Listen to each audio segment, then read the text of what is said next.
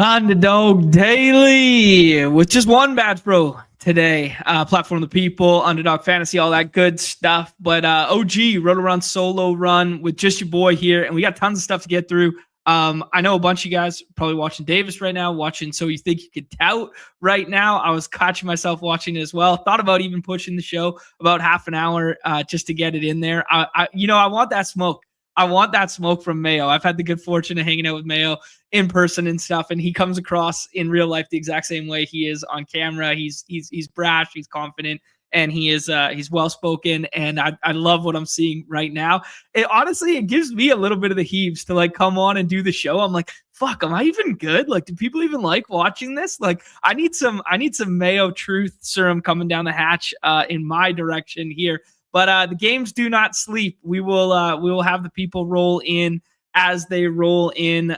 Yes, this is how I'm feeling. Sup, loner, indeed. We'll have the people roll in as they roll in, but we will walk through everything, man. We got 6 elimination games tonight, 3 in the puck streets, 3 in the hoop streets, and then we got 11 games of MLB baseball featuring the best team in baseball at Coors. Super weird pitching slate. Let's leave it at that. We'll talk through it, but like Reagans and Wu kind of like as a pitching duo, like duel rather. And then thereafter, I mean, I like the scroll options, man. There's a lot of names that people weren't getting to that I'm kind of like, why is nobody playing Robbie Ray today? Question mark. I don't know. Why is everybody jamming Zach Wheeler? I guess I get it, but like if he's going to be SB3 and jammed every single day, I don't know. Anyways, we will start with last night and then we will walk our way through. This is going to be like full-fledged rapid fire style show because I do want to cover everything. Actually, I had one more thing I wanted to cover before we get into the results. I'll get the results loaded there. And while we do that, we got a brand new thing on the platform here. Shout out to the drafts team here for cooking up a little something called Frenchie Fridays. So Frenchie Fridays going forward here, time box contest, stylistically could change. They could vary, week to week and that sort of thing. But every single Friday, going to be dropping the Frenchie Fridays. Love to see it.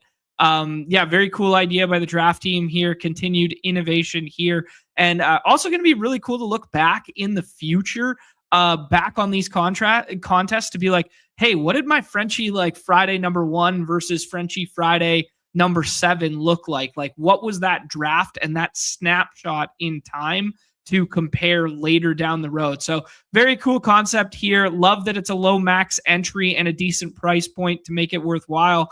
I love this so much. And usually I think it'll just fill over the weekend. So that sounds really good to me. This looks like a need and a want that we didn't know we needed and wanted, and they went ahead and offered it to us. And it's like, oh yeah, fuck, what a great idea. Why haven't we had this forever? Right. So like, this seems really sharp by the team here. Very proud of what they're doing with this one and very proud of best ball season launch to start in general. Okay. Results are still loading for some reason. I'm going to give it the refresh and then maybe we'll just skip the results tab if that is the case. Come on. Let's see.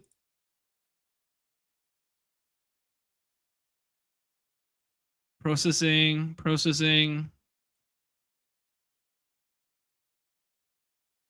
We got the PGA. There we go. Hoops from last night.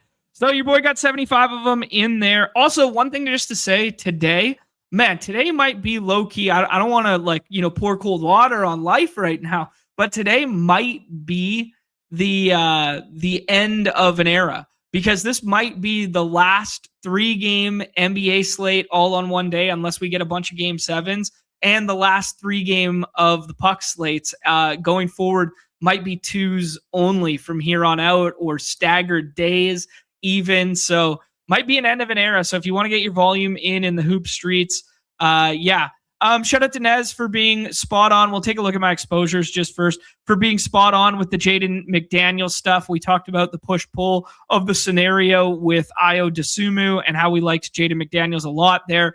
Man, tragic loss last night for the Nuggets. I was not prepared to lose Joker and McDavid on the same night. Really bad for our best ball bags, and just kind of sad for the sport in general that you lose the superstar power, but really bad loss to lose to, the backups of the T-Wolves. But give the T-Wolves credit, man. Jaden McDaniels steps up in a huge way. Gobert plays, stifling defense on in the first quarter in particular, or in the first half in particular there. But yeah, man, I did not see that one coming. And then Atlanta, man, holy smokes, don't even show up versus the Knicks there. Dyson Daniels gets ejected.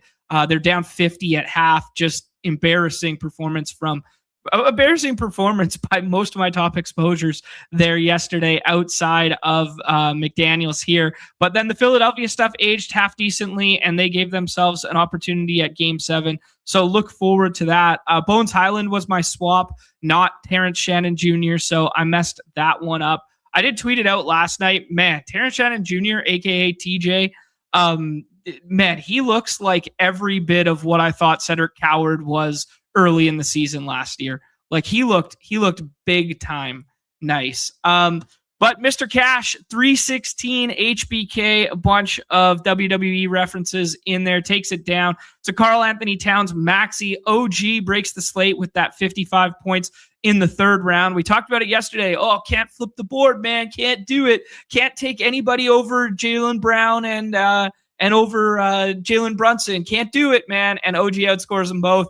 Gets that 55. This is why we play the games, guys. This is why we play the games. This is why projections are mean outputs, not absolutes and not certainties.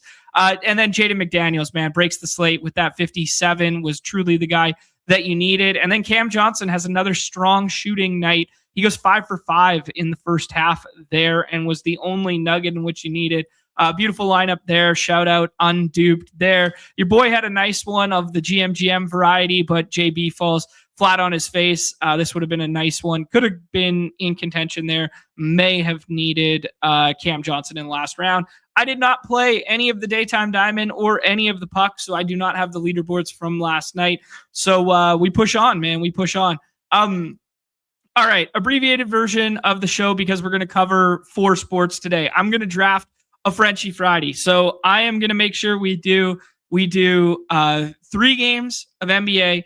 We are going to do 11 games of baseball. We're going to do 3 games of puck in a draft format. And then we're going to do the Frenchie Friday. So this is going to be your marathon, all the sports covered, good vibes only Friday kind of show here.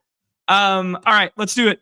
Over to the beautiful unabated interface. 3 games tonight, all elimination games. The Raptors facing elimination at home, the Pistons facing elimination on the road, and the Rockets facing elimination on home court here. We have a 2-10 on the unabated line with a 3.5 by way of the Pistons, road favorites there. The Cavs are road favorites, 4.5 and a 2.18. And then on the Rockets game there, the late night hammer on the slate, which is 2.5 hours after opening tip here, is a 205, lowest total on the slate, and a 3.5 to the Rockets. The big stuff that is moving this slate around is obviously KD being out yet again. We have Kevin Huerter with a Q tag who missed last time out, and Tobias Harris who went through shoot around with a Q tag there. And then we have the Brandon Ingram injury for the Raptors. He was having a terrible series, and the on-off splits are actually better without BI on the floor right now from an offensive standpoint. So, I mean, low-key Raptors, might have had their hand forced that taking their $40 million player off the floor could be low-key good tonight. I don't know. I don't read it that way, but, the splits say otherwise. Still no Emmanuel Quickly in that one. Lakers obviously still without Luka, but we saw Austin Reeves return to 33 minutes, 35 minutes, something like that. We'll look at it in a half second. And then the Rockets still dealing without Kevin Durant there. So that's the macros of the slate. BI, I would not be overly worried, guys, about like combinatorial ownership and all this sort of stuff for the BI stuff, because he was always getting drafted in the 6th round. So it's not like anybody has vaulted crazy up because of it. It's not like now someone's available. The news really hasn't changed the drafting landscape in any regard. I think it's probably easiest to go team by team, just for my own psyche purposes here. Pistons, I think they take care of business tonight. They proved that having no Franz on the other side was very, very tough to defend Cade. Cade goes off in a big way. I had a draft take. Nez and I were talking about the draft and the potential like odds associated with the draft and them shifting that up next year. It was crazy that on the same night that conversation took place and on the same night that kind of report came, forward facing and whatnot, that we ended up getting basically the poster boy, the bull case for not changing the draft. And that was Cade versus Paulo balling the F out against each other, both former number ones, both guys that probably, wouldn't have ended up where they ended up if the draft odds were shifted. Both guys that probably wouldn't sign in free agency to go to Detroit or to go to Orlando. And yet they're both there and they're carrying, smaller, in parentheses, markets right now and really pushing fandom and really pushing a good series and parity. Parity in the league is huge. Like this is the first time since, 2010 or whatever it was. Maybe it was even earlier than that we've had, 5+ series go to game 6 in the first round of the NBA playoffs. And that's great for the league. And that's a good thing. And you'd be losing that because star power drives so much of this, right? So that's just kind of a macro thought that I was thinking about associated with that Pistons and Magic game the other night. Okay. I think unless we're playing the backup 5 game or we're playing Tobias out this evening, I think there's only 4 draftable pieces for Detroit this evening. Asar, we've talked about it. I think Cade's the 101 today. If you want to flip the board, I think it's a flat enough tier that you can go ahead and do so. Like flipping the board last night and taking Cat at that 102 or something like that because Tatum got banged up, would have played dividends yesterday. So we can do something like that today, but I think it's after the Cade tier. I think there's only 4 draftable. Duncan Robinson, he could get hot from 3, hit a couple shots. I think Jenkins is only ever going to play overlap if Tobias missed. Tobias went through shoot around. I didn't see anything from last game. I went back and looked that was like, oh yeah, Tobias is going to miss tonight. I think this is just like he's Tobias Harris and he's played so much effing basketball and so much more basketball than he's accustomed to in the first 5 games of this series that okay, maybe we just hit him with a Q tag, but goes through shoot around, unabated, shifted him to 60%. I'm good with it. I'm treating Tobias as in, and that makes me kind of want to draft him right alongside Duren or ever so slightly higher because he's outperformed him basically the entirety of the series, and the Wendell Carter Jr. stuff proves to be quite difficult. We're paying a premium for Asar today just because of the right tail outcome that we saw last time out. So basically what's happened in this series is nothing ever changes with Asar other than he's playing very good, tough on-ball defense. The matchup has changed a couple times where he's been on Bane, then he's been on Suggs, then he's been back on Bane, and they're moving him around. And maybe without Franz there, that they want him on lead handler more. And with Franz not having the ball in his hands as much, maybe he plays a little bit more on Suggs than Bane, and they leave Bane kind of like as off-ball shooter a little bit. I don't know, man. Suggs has been awful this series. Asar's going to flip-flop the matchups, but most notably is just like when he gets the stocks, he gives you the right tail. When he doesn't get the stocks, he doesn't give you the right tail. So he is like the super high variance pick, and you're paying a premium for him today. In a vacuum, if I know all 3 of these guys are playing, I think I like Harris more than Asar, but the ADPs won't line up like that. So I might be soft fading Asar yet again in these middle tiers just because I don't see it. I don't see it outside of the stock potential. I know he's a freak athletically, but he does nothing on the scoring end. I don't know, man. Yeah, I think it's just these 4. If you want to play foul trouble Duren and you want to play right tail beef stew at low ownership in the last round, I think it's fine. But like, just note that even when he gets the 20 minutes, even when he gets the 17, he's getting that Wendell Carter Jr. matchup that is like pretty effing tough, right? And what's the ceiling? 35 fantasy points. with the strength of the 6th round today, I'm not sure that gets it done for you. You would really need foul trouble for Duran. I rank it out probably like this relative to ADP, but in a vacuum, I think I like Tobias more than both these guys. On the Magic side of things, we are paying a premium today for Anthony Black because of the good performance we saw last time out without Suggs there. They started Jamal Cain, but then Anthony Black winds up playing 39 minutes. Shout out to Awin in the chat there, who was all over that as a scroll. And we did see him factor into, not the winning lineup because Ayton outscored him last time out, but he factored into like some of those upper echelon lineups. Wiz K, who was in first for a long time, had kind of like a 7% owned Anthony Black. If you want to play Anthony Black over Jalen Suggs today because of recency bias, because of how poorly Jalen Suggs is shooting it, it's not going to project that way. I guarantee Suggs is going to be overprojected yet again because of the historicals and whatever. But if he's going to get the Asar treatment and he's going to continue to shoot as poorly as he has, and you want to play Anthony Black over him, be my guest. Be my guest. If you want to soft fade Jalen Suggs, absolutely, right? I have a really hard time. I'm kind of going in reverse order. I have a really hard time ranking Wendell Carter Jr. because I don't love the matchup. I don't love him in a vacuum, but the minutes have been so effing strong, and the mean projection has been smacking you in the dick over and over and over again. 41, 37, 35. I think he's totally fine in the range of the draft that he goes. I do not want to be overweight him, and I think he'll project worse than his ADP, and that's kind of like license for me to fade him. There's guys in that range I slightly prefer right now. We'll get to them kind of thing, right? I think it could be a nice spot for Bane. Bane had a decent last time out there. Good to see a little bit of the shooting return. If Asar is going to be more on Suggs like they showed us last time and like they showed us in the fourth quarter of game 3, man, give me some off-ball Desmond Bane and let him be the guy to fill it up. But so much of this offense without Franz is funneling through Paulo. So I think there's a good case that you can see just from right tail outcomes and from monster scores on the slate. I think there's a good case to be like, hey, man, I want to flip the board, Paulo at 2, or I want to play projection, Paulo at 7 or 8. I think you can have it either way today.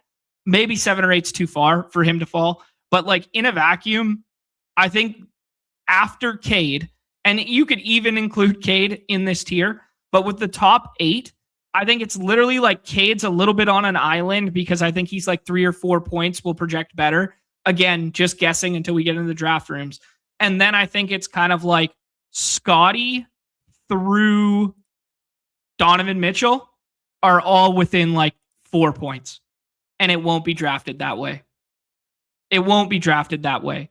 Nobody's going to, everybody saw the bad offensive output from Donovan Mitchell last time out. They ran more of the offense through James Harden. It's kind of the inverse of what I'd like to see them do. But closeout game, Donovan Mitchell, like if you wanted to pull him up to 3 or 4 and flip the board that way, absolutely. If you're like, hey, Sengun needs to capitalize on this Ayton matchup, I want to take him at 2, absolutely. Scotty's going to project in this same range, especially now without BI, who's like the number 1 mid-range guy that can cannibalize his main mid-range shooting in terms of volume. This means we're going to see some point Scotty, and we're going to have Scotty killing it from the mid-range, and it's a closeout game for the opposition in their house. They have to extend this series. I mean, Scotty could play 40 tonight, 42 tonight, stuff like that, and Scotty could be up here. So long-winded way of saying I think it's a crazy flat tier until you get to about Mobley. Mobley would be my line in the sand. Mobley, RJ, and Reeves is kind of like this next tier, and it's a tier of 3 for me. And anytime I can pair 3 of any of these guys together, this being the top 11, that's what I'm aiming to do. And anytime I can pair 3 of these 11 together in a contrarian fashion, like chef's kiss. So that's the process today. That's what we're aiming for. It's more unique combinations in the top 11 than it is isolated plays that I love. And then I'm going to find some of those plays that I love by Xing other portions of my player pool out in the later half. That's how I'm playing it. That's not necessarily how you have to play it, but I'm here to share what I'm seeing, what I'm doing, that kind of deal, right? LeBron takes a little bit of a hit with the Austin Reeves stuff back. So if you want to move him down a little bit, Amon has been incredible. Their on-off splits with Amon on the court have been incredible. They've been insane. And Amon gets more of Austin Reeves when Austin Reeves plays more opposed to the Marcus Smart matchup, which is bullish for Amon on the offensive side. And what we always worry about is the offensive output of Amon, never the defensive output of him, never like the potential rebounding and that sort of deal, right? Anyways, long-winded way of saying we can mix and match the tier of 8, and then we want to be the ones to tack on one of the other 3 there. If you want to be the guy who flips the board with Asar because of right tail outcomes, he's kind of like the poor man's version of OG today. If you want to do it with Bane, it'd be a similar thesis, but it would be from the offensive lens. But we haven't seen like 50 burger ceiling from Bane in a long, long time. Okay. Yeah. Favorite Magic play with Franz out. I'll just rank out Magic to end that game kind of thing. That game, though, it could be a rock fight, guys. I know we got blessed with offense last time out, but if we're just going through the series and it's like, which of these games is most likely to be like, a dogfight that is low scoring, it's probably the Orlando-Detroit game, especially if Tobias is banged up at all. I think Tobias plays, but like maybe if he's like a little bit of that offensive output takes a dip, this could be like the rock fight game where, you could be benefiting from like last night by like Xing out Atlanta, Okay. This, it's Paulo, obviously number 1. It's Bane next for me. And then I think relative to ADP, Suggs will project the best, then Wendell Carter Jr., then Anthony Black. I think Jamal Cain is like, he's a freak athletically, and he's probably going to start again. But like, it's just, the output's not there. But I do think he's worth a sprinkle in the very last round. Backup 5 stuff with Goga if you want to play foul trouble for Wendell Carter Jr., sure, but I think it's probably a bridge too far. And I don't think they have any reason to go to De Silva over what worked with Black and Kane. So I don't think we're going to see the uptick, but never say never. You could see Silva uptick or Silva start over Kane. Like if we get that lineup right before lock and they start De Silva over Kane like they were doing earlier in the season, you could sprinkle him in the 6th round. But in a vacuum, I'm kind of like relative to ADP, Black would be my favorite target. Wendell Carter Jr. and Suggs are just kind of like meh about it. But Desmond Bane's probably my favorite play relative to ADP.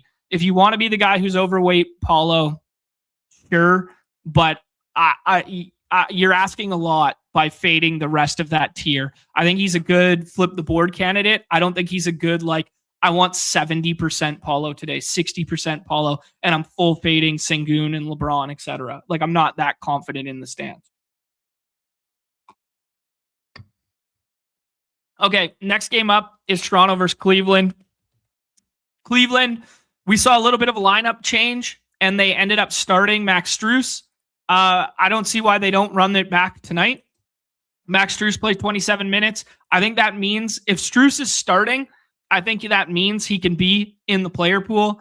Dennis Schroeder had a nice game last time out, 19 actual points, probably a bridge too far. It's just backup handling, and some of those were tail end of the game free throw stuff where they played small at the very end just to have good free throw guys on the floor. Yeah, we can look at some of those rotation things. See, just to highlight that it's kind of like a full contingent play. But this was the highest scoring game on the last slate. This will actually be more impactful to look at. Dean Wade comes back on the floor, and Dennis Schroeder closes. So he wasn't on and off the floor. He ended up closing, and they closed small. And a lot of that has to do with the fact that BI's gone. So you don't have to match, some of that like power forward-esque size or some of that, BI at the 3 style size. And you can get away with playing a little bit smaller when they're running a lineup that has Colin Murray Boyles at the 5, and then they have Jamal Shed playing a whole bunch. Because like the Shed RJ Walters combination is not nearly as big as like Ingram, Pirtle, etc. So could be a sneaky, like they match a little bit with Schroeder to close again, and that becomes like a contrarian last round play. So yeah, maybe never say never, but yeah. All right, I'm taking up too much time talking about the intricacies of rotations, just because we got to get through all the sports here. But yeah, I think it's probably 6 draftable. And if I'm being realistic about my exposures or about the exposures in the contest, it's like 100%, 100%, 100%. Jared Allen will probably be like 90, maybe 85 because of the box score last time out. And then Strus will probably be like 15. And then Dennis Schroeder will be like 5, you know? So you get instant leverage by playing these other two. The problem is the usage just funnels so effing heavily toward the other guys that, like, you know, what do you win even when you win, right? Yeah.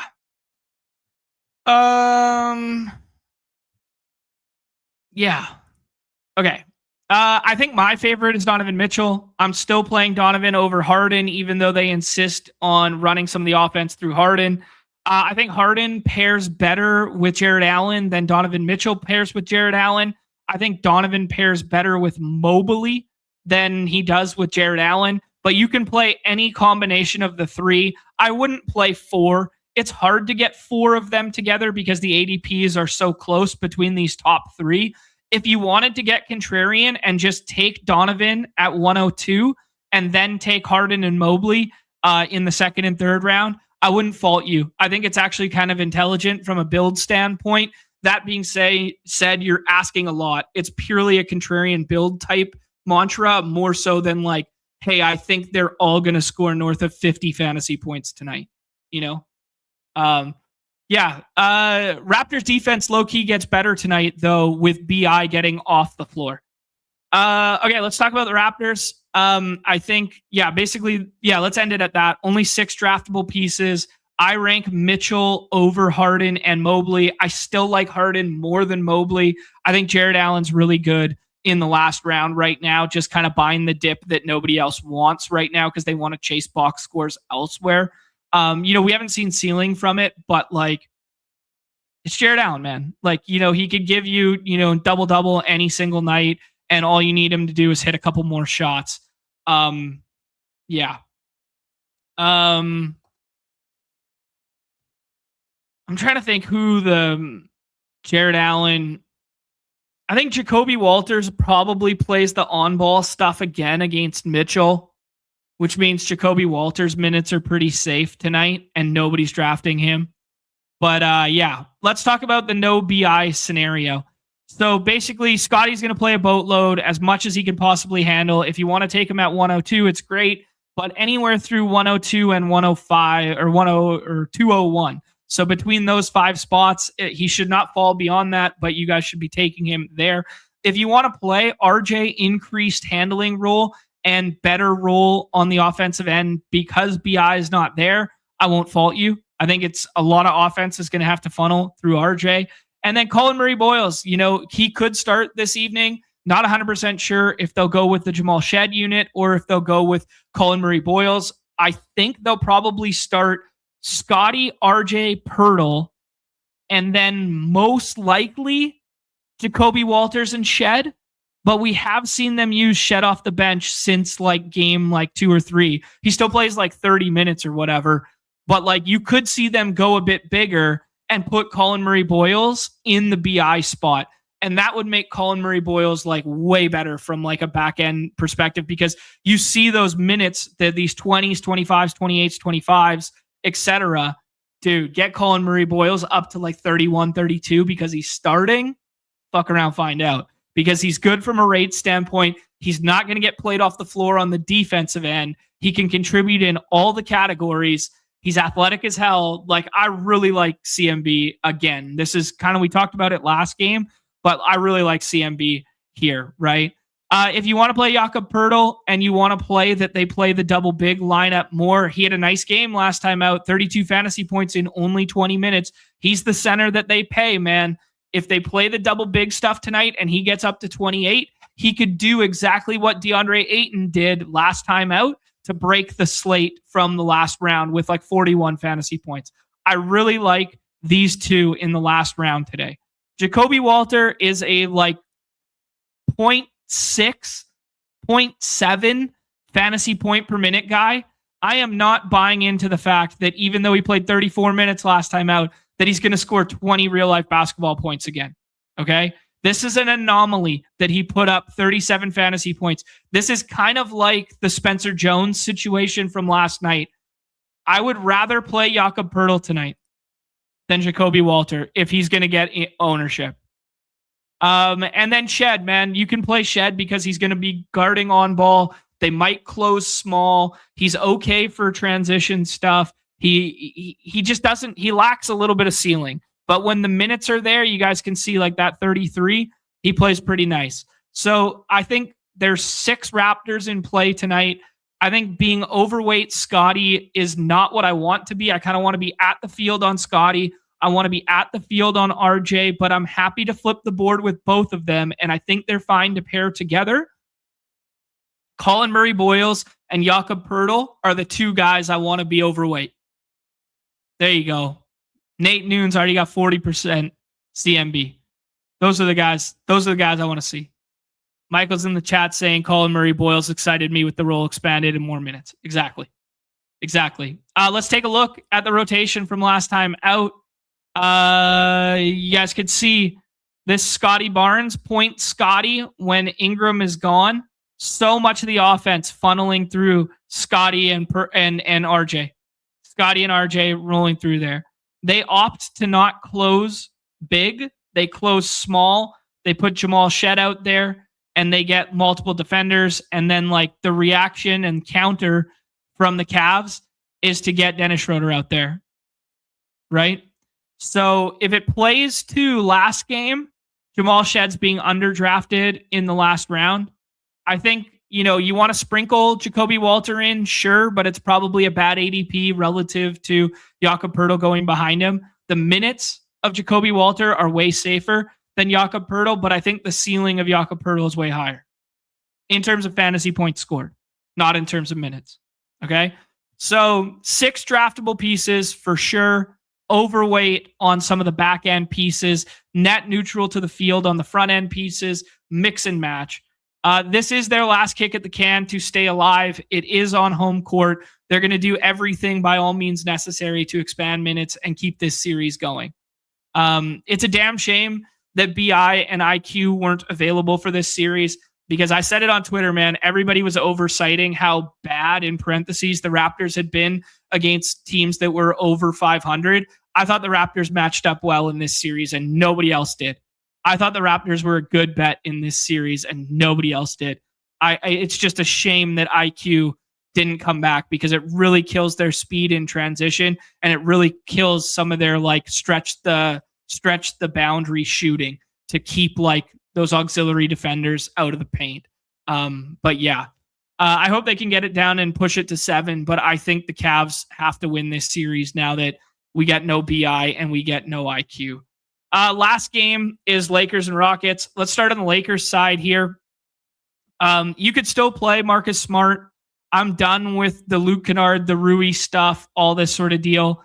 But I think it's LeBron, but he's probably my least favorite first rounder. I think Austin Reeves has a very palatable price tag today, but he will see some tough matchup from Amen in particular as like the on-ball stuff on the other side.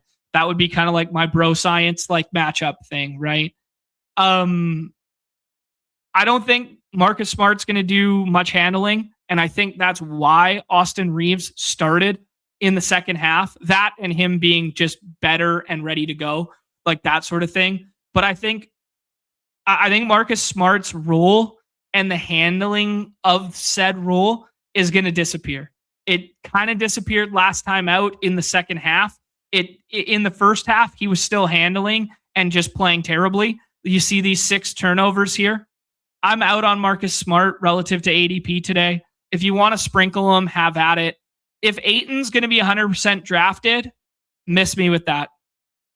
Miss me with Ayton being 100% drafted because Ayton is he plays the 38 when he's playing really well. He's had 2 back-to-back nice games out. If he's 100% drafted, I'm going to be mixing in some other players there. Like, he's not that different a bet as Jakob Poeltl is tonight. And the ADPs don't reflect that. We'll see when it comes to projection. Like, Ayton probably has 5 to 7 more minutes projected to him than Jakob Poeltl does. But, like, I don't know, man. I don't know. Xing out Marcus Smart, Xing out Luke Kennard. Maybe a sprinkle of Smart here and there just because the minutes are so strong and they need the defense. But, like, it's not that different. It's going to look different because people are going to look at the box scores and look at the ADP. Marcus Smart is not that different a play than Jacoby Walter or Jamal Shed tonight. And yet he's going to be drafted more than both. So I'll probably just flip the ownership. That's kind of my take. You could play the backup 5 game with Jackson Hayes where he plays Ayton off the court like he did in 2 of these games when they won. That being said, those 2 games did have a little bit of garbage time at the tail end, so the minutes are a little bit inflated. Backup center game is always viable, especially when the other center is 100% drafted and somewhat fragile, but I probably won't play it today. Won't play Kennard. Probably just 3 Lakers for me, maybe a sprinkling of a 4th, right? LeBron legacy game, 50 burger tonight. I like it.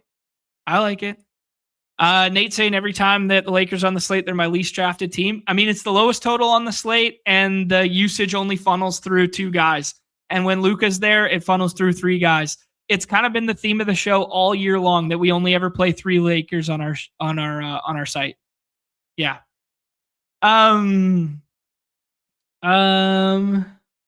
What's with all these injuries? Yeah, I mean, some of the guys just came in banged up, Luke. Like, some of the guys are just playing through stuff to begin with. But yeah, the KD stuff has been kind of alarming and shitty.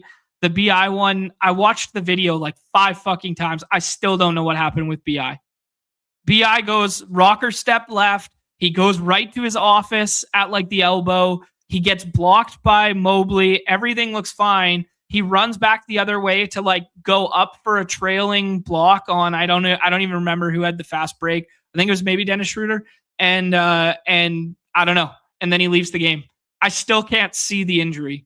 It's a left heel / calf, I believe, was the listing and designation. And people were saying it was non-contact, right heel inflammation.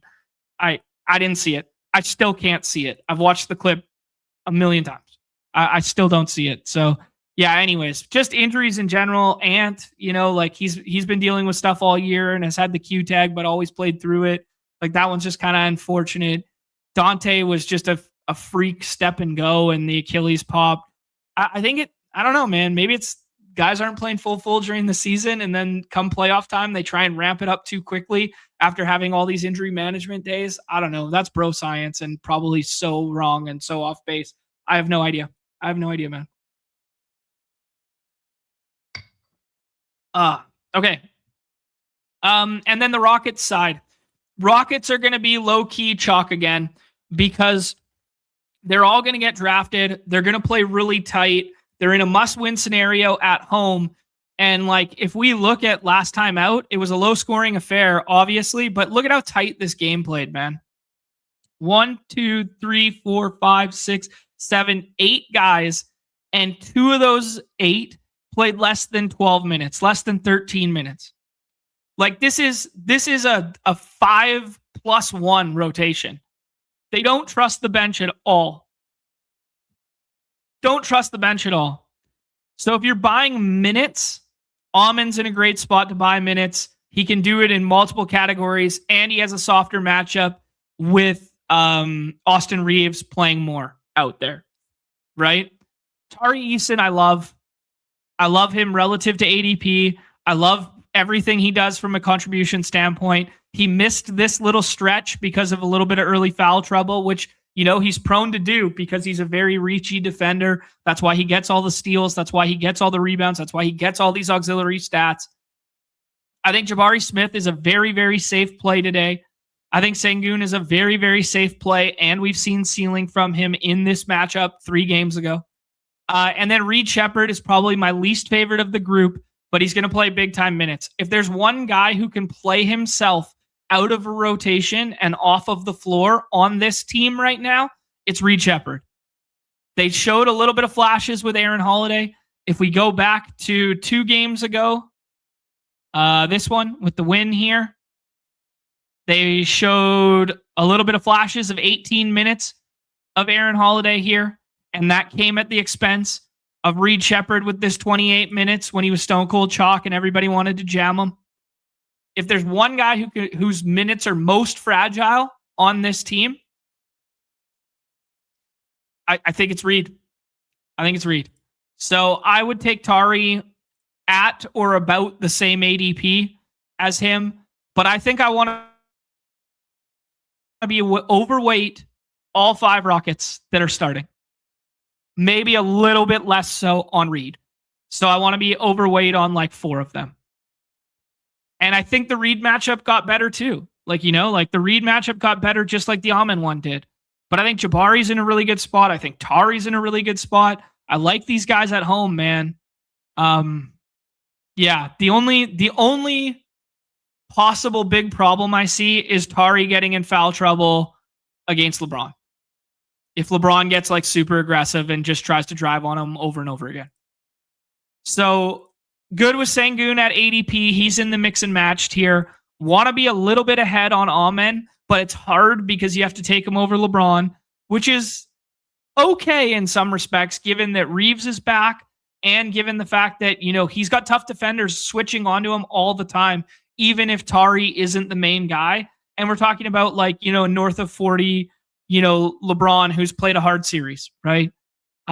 It's natural that his stats have dipped a little bit in these last 2 games, right? But yeah, Noah Kogi for me. Aaron Holiday is probably a bridge too far, but there is contingent upside to it if Reed gets cut, and Reed's got cut multiple times this year. Not recently, but multiple times this year. And then DFS, he just doesn't play enough to matter. So they're playing so tight that I think we can only play 5, but I do want to be overweight Tari for sure.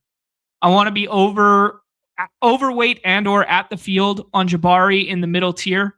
I think he's kind of like OG was last night, where he's kind of like the safest of the 3rd round plays for both floor. And it's going to be like a high enough floor that if he doesn't hit right tail outcome, he can still be in winning lineups. Yeah. All right. That's kind of the takes. We'll talk about the scrolls when we get into the room here while they're all together. We will fire up the old solver here, and we'll get things going.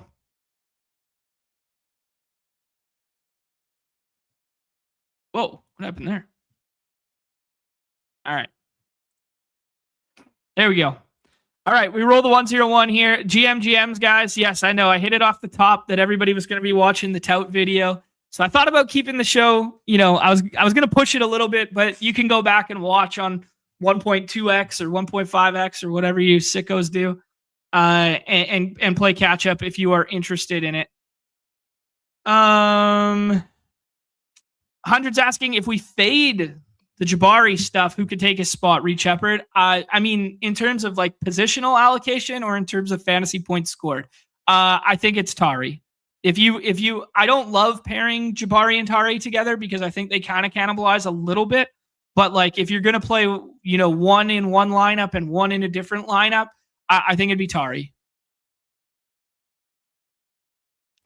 Nate's asking, is 4 Rockets on the same team viable? Yes. Because of the minutes, man. Because of the minutes.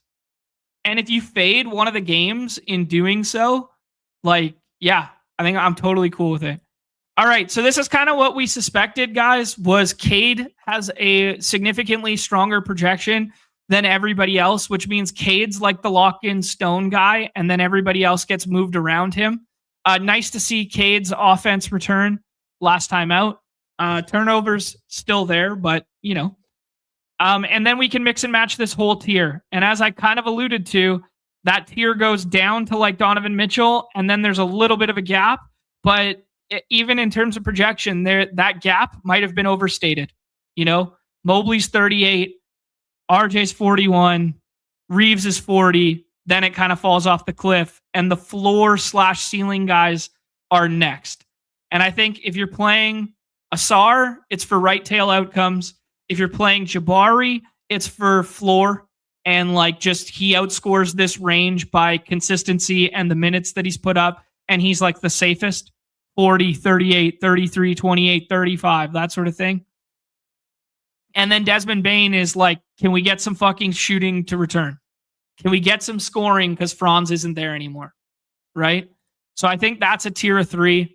I kind of like Tobias in a vacuum a little bit more than Asar. You guys can see that the projection, 32.69, and Asar is 32. But the potential scary part about that is like Tobias was probably falling with the Q tag this morning. So he might be the guy who's like available in the 5th round or something like that. This is kind of how I think the boards should go right now. Not necessarily in terms of order of players, but I think those are the 6 that should go off after Cade. You can mix and match those orders as you see fit. And then these next 5 you could see are all mix and matchable. So let's just take the 2 bottom ones, because not enough people are going to do Austin Reeves and RJ with Cade because they think the ADP of Harden and the ADP of Mobley are too much to pass on. But when you look at the projection, it's like fractions of points different. RJ picks up more of a handling role and more of the mid-range shooting without BI there. Austin Reeves starts tonight and runs back to full. Not a given that he starts just because he started in the second half, but as we noted, oblique injury, different than calf and hamstring stuff.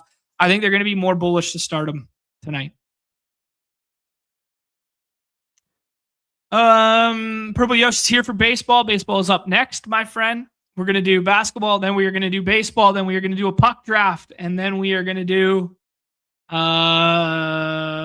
Frenchie, the new Frenchie. Doing it all, baby, on a Friday, too. Your boy could be outside golfing right now. We got some puck games for myself tonight.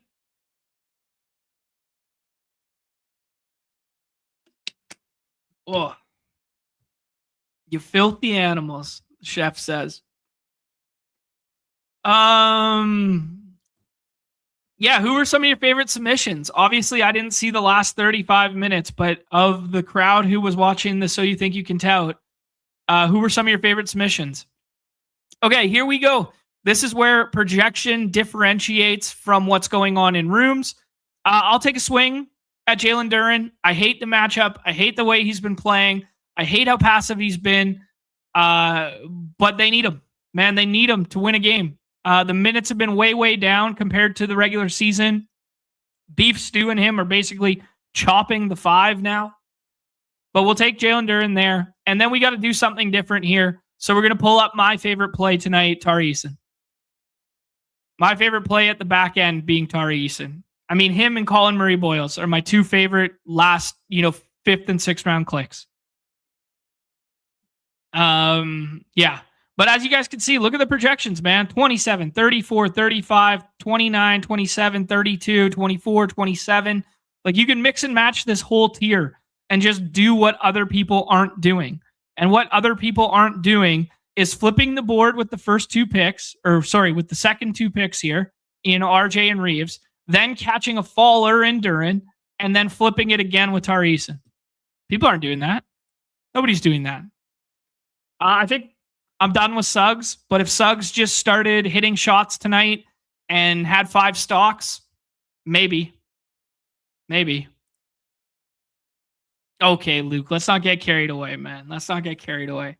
Actually, speaking of World Cup, typical fucking Vancouver, there's like protests today about World Cup. What are we doing? One of the greatest sporting events in the world coming to your city, and you want to be mad about it? Like, find a new slant. People just want to be so relevant. It's crazy, man. Colin Murray Boyles goes there. Love that click. Marcus Smart goes there. Suggs, that's going to be like a projection darling play. That's kind of a projection darling team for my guy, Amon Ra Carries. I'm good with any of these guys here. Black would be my first choice. Allen would be my second, although you could flip those two. I also think it's contrarian. You know what? We're gonna take Anthony Black because of the game correlation stuff, because we made a bet on Cade and Duran. We're making this bet to be like a competitive game environment. But if you want to take Jared Allen in the last round, I think it's probably pretty intelligent to take it on some of those teams that don't have another Cleveland piece. So I'm going to make a note on the right-hand side here that I want to have teams where I flip the board where it's like Cade, RJ, and Reeves, or it's like Cade, Harden, and RJ, and then I pair Harden and Allen, or I play Allen without any other Cleveland piece, because Allen's almost always going to be tethered to another Cleveland piece based on the ADP and based on how many Cleveland pieces are getting drafted in the second/first round/third round. Big projection drop-off after Jared Allen, but Jakob Poeltl, Jamal Shed, and Jacoby Walter all kind of in that next little tier. Like, why can't they be the next man up? Why can't they be like the unsung beneficiary? Like last night, everybody wanted to play Bones. Nobody wanted to play TJ Shannon, and nobody wanted to play TJ. And what ends up happening?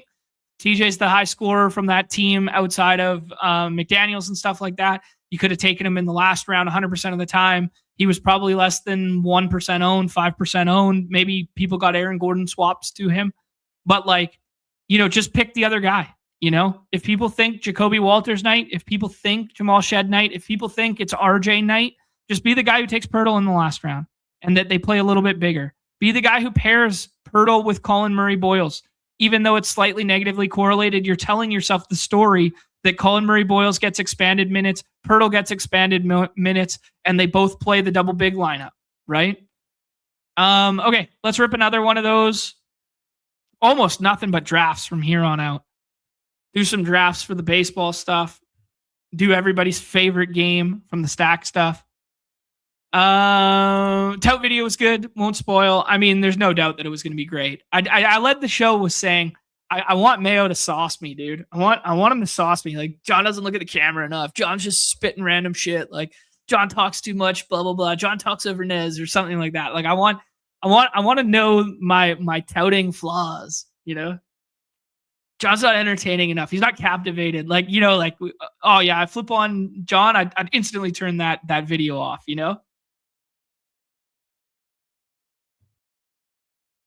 No Ball Sox wanted more sauce. I mean, the tease trailer and everything leading up to it kind of indicated that there was going to be a lot of sauce, right? Like the guys were going to be on it, right? Yeah. Feels like a humiliation ritual. I get that. Pete is the Illuminati. Yeah, damn right. Like a long time ago. Okay, let's make this pick. So as you guys can see, Scotty Barnes is going to go here a lot. Scotty Barnes is going to go here like almost every single time because of the projection bros. We have Zakarian and then some non-Badger in here and a guy's screen name I don't recognize already. Let's flip the board, man. Let's say Paulo plays as well as he did last time out. So many of the Paulo teams are going to be paired with Bane on the right-hand side of the board. Let's take Paulo. Let's flip the board. Let's see what happens. He's probably... I guess LeBron would probably be the best flip the board candidate because he's rarely going to come back, but he might. It's probably Paulo. Sengun plus LeBron go. You get a little bit of correlation. And then Amin Thompson, everything plays to chalk right now, which means we want to take guys that live on the left-hand side of the board because we flipped the board with Paulo. So we want to take Donovan Mitchell. I'm slightly over on Donovan Mitchell relative to James Harden. That's just kind of a stance I want to have tonight. I don't think James Harden looks like amazing in this series, but just a little bit of bro science eye test. I think I like Austin Reeves a little bit more than Evan Mobley, and also just knowing that, Austin Reeves probably doesn't fall in rooms. He might fall in rooms. But like, at Austin Reeves being direct leverage off of the LeBron teams. Now they can both definitely get home, but that'll be an underutilized pairing of teammates today. Not a lot of people are going to put LeBron and Reeves together because it's hard to do so. So flipping the board with LeBron and taking him at 2, not the worst idea in the world either, even though the teammates are like slightly negatively correlated. But yeah. Jabari Smith Jr. goes there, which means Mike gets Evan Mobley to fall back to him. So Mike is really the encapsulator of the GM in this room right now, relative to what everybody else is doing. We took Duran last time, so I'm going to pass on him. I kind of like Tobias. I think Tobias plays. Unabated has him at 60% to play. He's just living and dying on these mid-range jumpers. And, dude, Tobias looks like a little spry right now. I'm not going to lie. Tobias looks like a little spry. Like, he's got a little bounce in his step right now. I've been renowned as like Tobias is overpaid. Tobias never should have got the contract he got it. Tobias was never my dude. He was kind of like a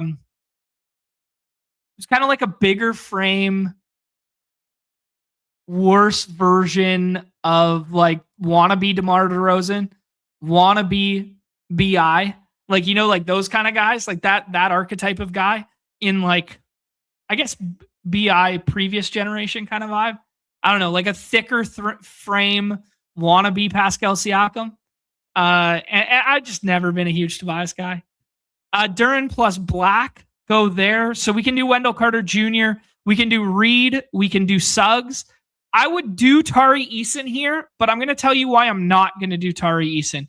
Because the original thesis of this team was to live on the left-hand side of the board, which means we should take Reed instead of Tari Eason. Even though in a vacuum, I prefer Tari Eason today. Okay? So the whole thesis of this team was not like, hey, I want the best plays. The thesis best plays in my mind. The thesis of this play was I'm flipping the board with Paulo. I'm taking guys that live on the left side of the board, and we're 1v1ing the Scotty Barnes teams until the last round. All right? I think Suggs slightly negatively correlates with Paulo, but if that game environment stays competitive, he's a totally fine pick here. I think just from a projection standpoint, he's going to be so much better than anybody else that's available here. But I did say I like the Jared Allen pairing. Actually, I like the Jared Allen pairing more with Harden than I like it with. All right, let's play Suggs still sucks. Suggs doesn't hit the jumpers. Let's get Jared Allen in here. And we encapsulate the scoring from the first unit through Donovan Mitchell. And then we encapsulate the scoring from the second unit via Jared Allen. Hopefully Jared Allen gets those minutes back up to like the low 30s. He's been flirting with these like upper 20s and stuff like that. Marcus Smart goes at the end there. And then Jalen Suggs, who's the projection darling with a 19 ADP, doesn't get drafted at all. The other player we could have taken there was Jakob Poeltl. But the problem with taking Jakob Poeltl on this roster is I kind of want to tell the story of a competitive game environment for the Raptors when I take Jakob Poeltl. And nothing about this says competitive game environment for the Raptors. This is kind of like Donovan Mitchell and Allen, pour it on mantra. Mike gets a nice team there with the Colin Murray Boyles plus Tari Eason. That's my favorite 5th and 6th round combination right now. Ayton's totally fine. We do the Reed thing. Pulling up Black is totally fine there at 17 because it's mainly going to be Suggs there from the projection bros standpoint. It might be a little bit of recency bias on the Black stuff, but yeah, therein lies the thoughts, man. Therein lies the thoughts. That's the hoops segment for the people. The Gale saying knows too much ball. Thank you. I do love it. Brad got it. Do you think you could play NBA dailies without knowing much and trusting ADP, plus trying to justify or just trying to make unique combos? I think there's a whole subset of individuals who did that via this thesis, and sometimes the ball knowledge can get in the way, and sometimes the ball knowledge is what is the separator. And given the fact that there are so many effing slates in hoops, I think this is the theory of early in the season and playoff basketball. And then when it gets to silly season and that sort of stuff, when you guys saw me slaughtering the leaderboards at the tail end of the season, it's because it's the ball knowledge stuff.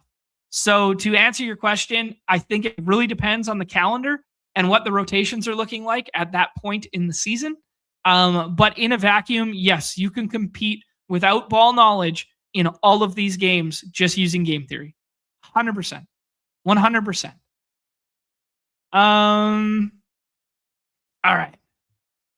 Oh, look at this 100. Do I think I can tout? Apparently, the 100 says I can, baby. Certified ball knower, fun drafter, and could carry a show. Much love. Much love.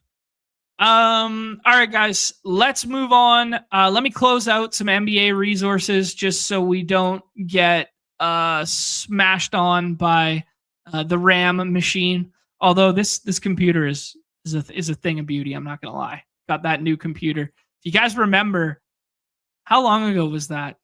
Maybe about a year ago. In the middle of the stream, my computer exploded and then just never turned on again. And it was like a decent PC too, and just like all went to hell. And then I bought the super machine, this one with all the colors and lights and shit. Okay, let me dive into our baseball resources. We will probably start with the ballpark pal and weather, as we are prone to do.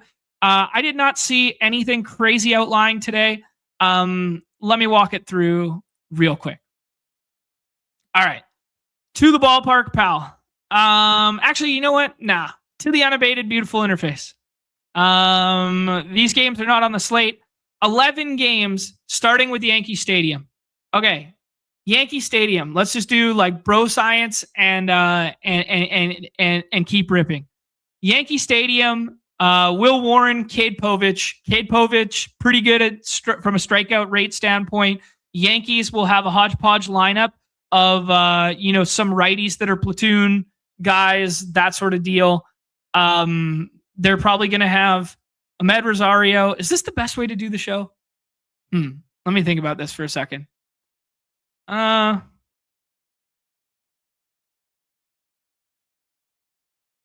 Okay. Let's do the show like this, but let me actually start with weather and implied totals first, and then we'll do this. Okay. This is it's a little different without Nez, and this is the first time I've done baseball forward facing solo this year. So give me 1 second. All right, let's do the weather thing. Yankee Stadium, we know, is good for left-handed power bats. It's usually a good hitting condition as just in a vacuum. There, 62 degrees, wind blowing out to left at 9 miles per hour. Nothing crazy here, but decent for bats, even though we got 2 strikeout pitchers on the mound. We'll talk about the handedness and some of that stuff thereafter. Marlins, great place for pitching in a vacuum. We were going to get Andrew Painter. Now it sounds like we're getting Wheeler for the Phillies. Phillies have been scuffling. They fired. That's the word I was looking for. Fired their manager. Yuri Perez, man, who we loved in best ball season, can't find it right now, and he's on the other side. Might be a contrarian scroll pitcher with some high K upside that we can get to on the Marlins there. Boston and the Astros, we have a debut arm here in Jake Bennett. He's left-handed. He is the 3rd rated pitching prospect in the Red Sox organization. Don't quote me on it. It's working off of shit I was reading this morning. But yeah, not a great strikeout rate. And going up against a lineup that has a lot of right-handed power that are lefty killers, like Isaac Paredes and Walker and that sort of thing. But nothing crazy standing out here from a weather standpoint. Just nice to see 60 degrees. Wind going out to right field, 5 miles per hour. And then Mike Burrow has been bad versus lefties, and the strikeout rates have dipped. And he's in a spot that could potentially face 5-6 lefties on the other side. Tropicana, good for pitching. And we got 2 lefties on the mound who both have high upside. One is getting drafted way too much, and the other is not getting drafted at all, who I like. 53 degrees in a place that's usually pretty good for pitching this time of year at Target Field. But you have Simeon Woods Richardson on one side of that and Patrick Corbin on the other. You got a scorching hot Byron Buxton right now, by the way. Scorching hot Byron Buxton here.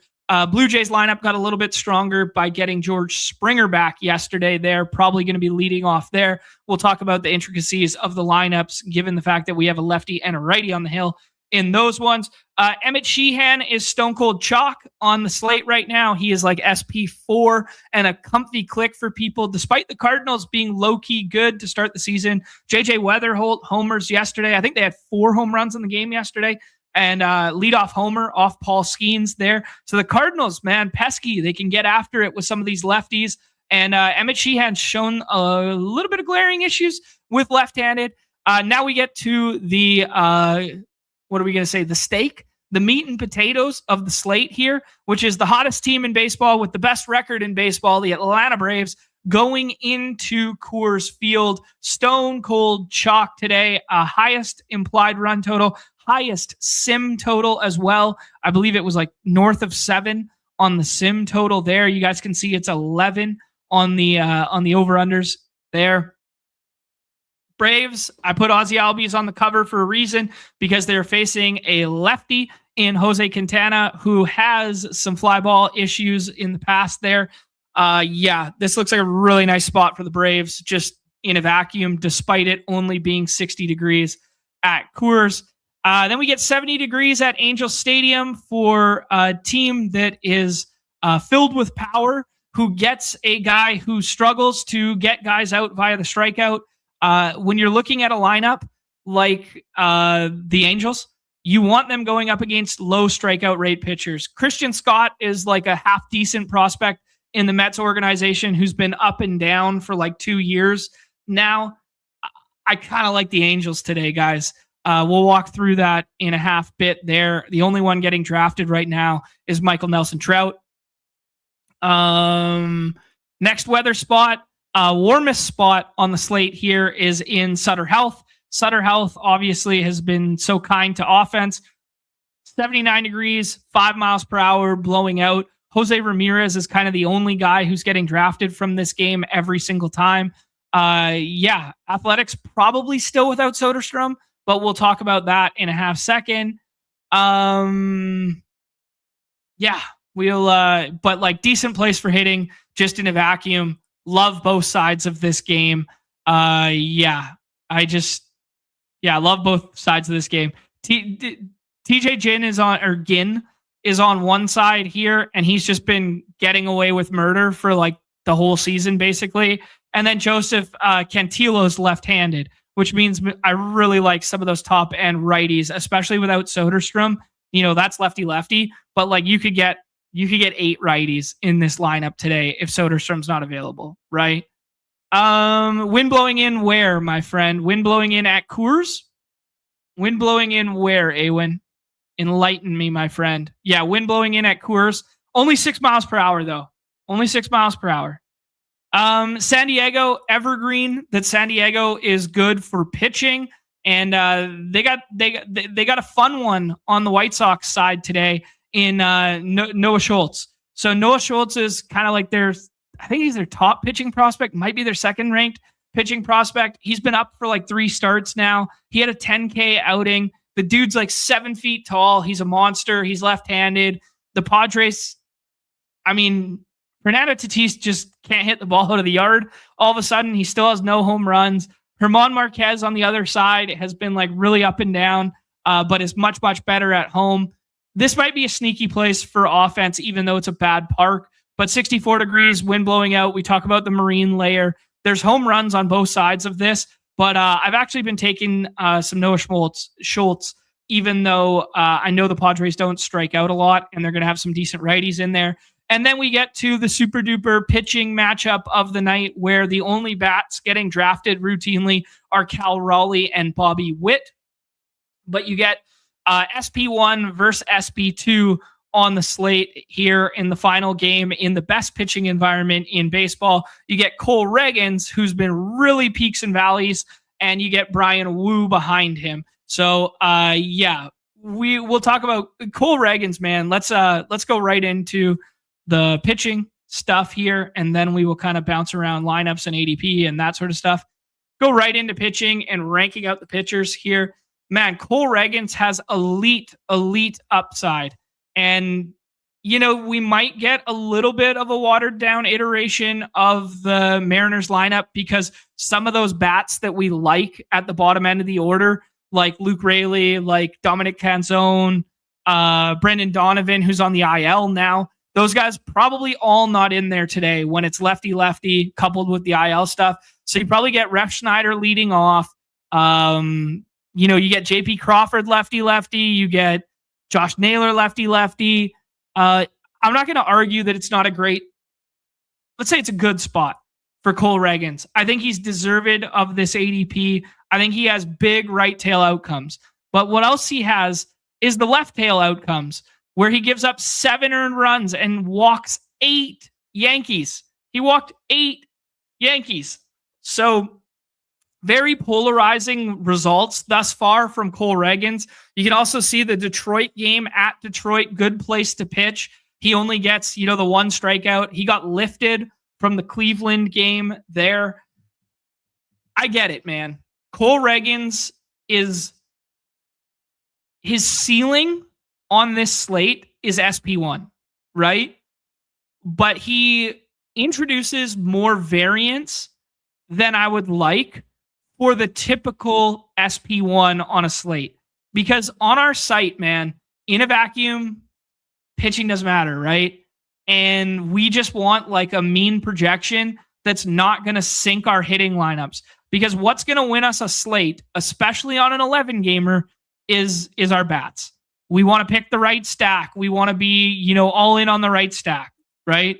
So he's not going to project like that differently than some of these arms behind. As you guys can see, Wheeler has now gone from like SP 10 or 15 all the way up to SP 4 with the confirmation that he's starting and not Andrew Painter.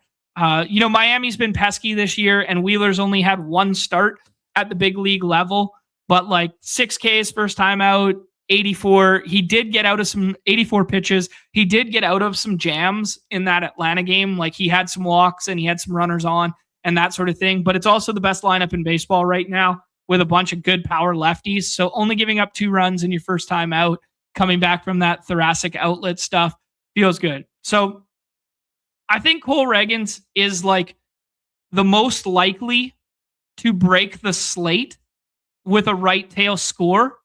I don't think he's my favorite pitcher on the slate relative to ADP, if that makes sense.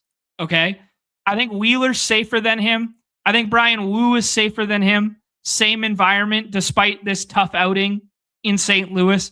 Brian Wu was a model of consistency last year, going 6 innings in like 17 straight starts, right? Like, I want the guy who's not going to sink my lineup. I'll take Reagans when he falls, and then I'll take these other guys. Will Warren is probably going to project quite well. He has a good strikeout upside, but I will play both sides of that game because I believe in Baltimore. They hit 2 grand slams yesterday. They got some big time pop in that lineup. I believe in Baltimore. So I'll play both sides of that one. Yes, of course, trying to push you off the Braves. Chili in Detroit. All right. Jeff saying I need to win the Zamboni. The Zamboni odds took a huge hit last night, my friend. They took a huge hit by losing Edmonton. I was all in on Edmonton once they were in that bottom left quadrant of the bracket. Now we're just hoping for Minnesota and Montreal, basically. That's and Boston tonight. But yeah, I think I'm dead in defending my big Zamboni crown this year. I think I had way too much Edmonton. McDavid said they're an average team, and I thought maybe differently. It was more about how they were easy to stack. All right. Yeah, so I'll probably be soft fading the middle range a little bit, but I think all 4 of these guys are draftable. I think Will Warren is probably my like number 1 fade in this range, but I'll still mix them in, man. I think all 4 of these guys are really good pitchers.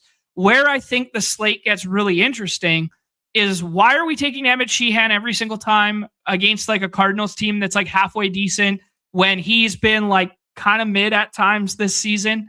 Like he's fine, but he's not like pound the table draft every time. Why are we taking Shane McClanahan every single time? I know the Giants have been terrible dating back to last year. The Giants have been terrible against left-handed pitching, which is weird because they have lefty killers in that lineup with like Willie Adames and Matt Chapman. Historically speaking, they're lefty killers. Not so much this year or last. So maybe that's why people are playing it. But like, look at McClanahan's starts. Like, if he starts walking guys, his night ends before he can get a quality start every single time. You know, McClanahan's been treated with kit gloves for 3 years now, right? We know this about him. Like, his ceiling is 6 innings. You know, he doesn't manage his pitches effectively because he's high strikeout, high walk, right? So I like the ceiling potential for him against this lineup in that ballpark. But man, give me Robbie Ray over it. Give me Robbie Ray over both of these guys. I'm looking for floor and ceiling in a good park. Robbie Ray screams that in spades. And before I started doing this show, he was SP 15 this morning. So someone got a hold of the hashtag models, I guess, and started pushing him up and felt similarly to me. So Robbie Ray was my secret weapon. I like Noah Schultz just from the K upside perspective. He's made, these 2 big league starts, I guess 3 big league starts now, but where they've let him go north of 5 innings, 8 Ks, 6 Ks. I misspoke. I said he had 10 in that one. It was the Boston pitcher, the rookie who had 10. My bad. Yeah.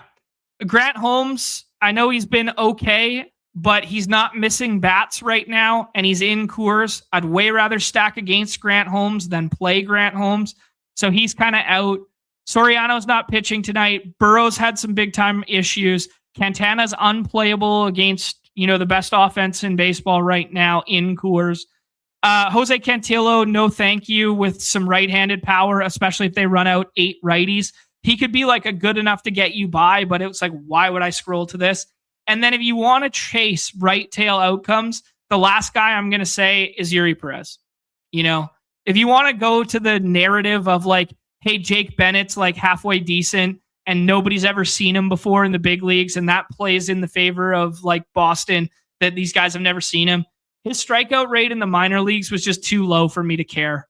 It was like 19% or something. No, thank you. So I would go to Noah Schultz and Yuri Perez as like my scroll the F down right tail outcome guys. They're both pitching in good parks. They both have strikeout stuff. So this is the player pool for me tonight. 9 draftable pitchers, soft fading the Emmett Sheehan and Shane McClanahan, but I will mix them both in and playing Robbie Ray over both of them. And then it's kind of like a tier of 4, like Sheehan, McClanahan, Schultz, and Yuri Perez that I'll be mixing and matching. Yuri Perez, I would like him to get more double bubble leverage than he's currently getting. But because the Phillies aren't going so nice right now, it's basically just leverage off of Schwarber, because even Trey Turner is not getting drafted at full in that ballpark tonight. So there's my pitching player pool. Let's rip the old game by games. We'll look at the simulated totals and we'll look at the park factor stuff. Park factor stuff, to go back to what we were talking about. Coors popping in every regard. Home runs popping at Sutter Health, just like we were talking about. Fenway playing okay for the extra bases and run scoring, but not so great for the home run stuff. Angel Stadium, pretty net neutral, but in a vacuum is good for home runs, especially with that lineup.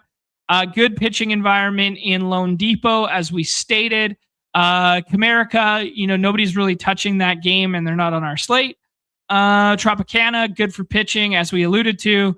T-Mobile, good for pitching. Busch Stadium, good for pitching. And Petco, good for pitching. So basically everything we said is repeated by the models here. So we are on it tonight. And then let's take a look at the simulated totals here. Popping in the hashtag models. Braves, Astros and Bo Sox, Rockies, Angels, Dodgers are always fine to play. And that's about it. Twins and Blue Jays looking okay. Twins and Blue Jays looking okay. And nobody's really playing them outside of their kind of like upper echelon bats. Take a look at the most likely home run plays according to the Ballpark Pal, and then we'll talk about some of mine. Holy shit, I'm so glad that we're on Shea Bangoliers. I really thought he could have a slate-breaking score today. Matt Olson, even though it's lefty-lefty, is way up here. I think you can play the top end of the White Sox lineup for sure. Colson Montgomery, Vargas on there. Surprised to not see. Okay. All right. I think you'd play the top end of the White Sox lineup. Already mixed in some Colorado stuff, so that bodes nicely. I don't love Ben Rice lefty-lefty, but if he's in there, he's not going to get pinch hit for, so that's good. Milwaukee's not on our slate. Jordan lefty-lefty versus a rookie, and he's like the hottest dude on the planet, and he's literally Babe Ruth, modern day Babe Ruth, lefty-lefty. I'm in. Brent Rooker seems good. Obviously, the Atlanta guys, Aussies on the cover. I like this Kyle Manzardo stuff. I like Cleveland lefties today. I think it's a cheeky stack for sure. Junior Caminero did get at bats the other day after taking that ball off the jaw. So just that one, I had some lineup notes. Here, let me share with you guys on Twitter. Check this out. So Brendan Tuma, formerly of, where's Tuma's stuff at? Formerly of Underdog. I retweeted it earlier, I swear. Oh, there we go. So he's doing a thing at Roto World now. He also has a really nice Substack, Too Much Tuma. Go check it out. That sort of thing. That's not the name of the Substack, but the Substack's in his thing. But here, check out this article on Roto World, NBC. I'll drop it in there. But every Friday, he just kind of plays catch up on the league for everybody. Like, oh, Rooker's back and he's DHing. We've seen Vargas start 15 straight times and 19 out of 20. Like, he's just catching up on lineup notes for us. Like, oh, Michael Harris, who's raking, he's on fire. He was at the bottom third. Now he's, hitting fifth versus righties. Well, they're facing a lefty today. Now we'll make our adjustments. But I think it's very valuable, like, catch up intel when you haven't been, like, deep in the weeds. All right. Okay. Let's do it, man. Everybody's favorite game, stacks, skinnies, and all that stuff. Unless there was anything else I wanted to say on home runs. No, I don't think so. Let's do the stacks, skinnies, and whatever relative to ADP and stay on the site today. Okay, so Baltimore versus the Yankees is first up. Baltimore's probably skinnies only, but if you wanted to full, you get double bubble off of Warren, and their ADPs are suppressed. Gunnar Henderson feels like the best pick to click here, but he gets drafted almost every single time. If you want to do something contrarian, it's bringing in Dylan Beavers or bringing in Basallo, like big left-handed power for Basallo. Nice to see Adley Rutschman come back into our lives here. He's back off the IL. He was one of the grand slams from yesterday. I believe the other was Jackson. No, it wasn't Jackson. Jackson's been going nice, though, but we usually like to play him against lefties, not righties. But skinny stacks for me on Baltimore, if I had to give you a scroll the F down pick to click, it is Samuel Basallo. On the Yankees side of things, you could stack the Yankees any damn day you want. I just want you to know that there's a Q tag on Jason Dominguez. He's a switch hitter. He may or may not be in the lineup today. Cade Povich is a lefty, so probably no Trent Grisham today. Stanton is on the IL. So, yeah, Volpe's working his way back. He may be back this weekend. Give me 1 second.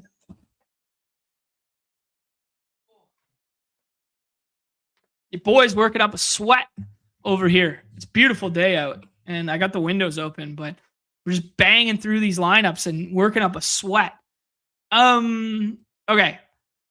Yeah, I'm okay with Will Warren, but we already had the pitching discussion there. Cody Bellinger is okay, lefty. He will probably be in there. Ben Rice will probably DH, I would imagine, and then Paul Goldschmidt will lead off and play first base and will probably be pinch hit for at some point. Jose Caballero will probably be in there for the handedness advantage, but I think later in the ball game, it'll depend on Volpe's availability, but I don't think Volpe is back today.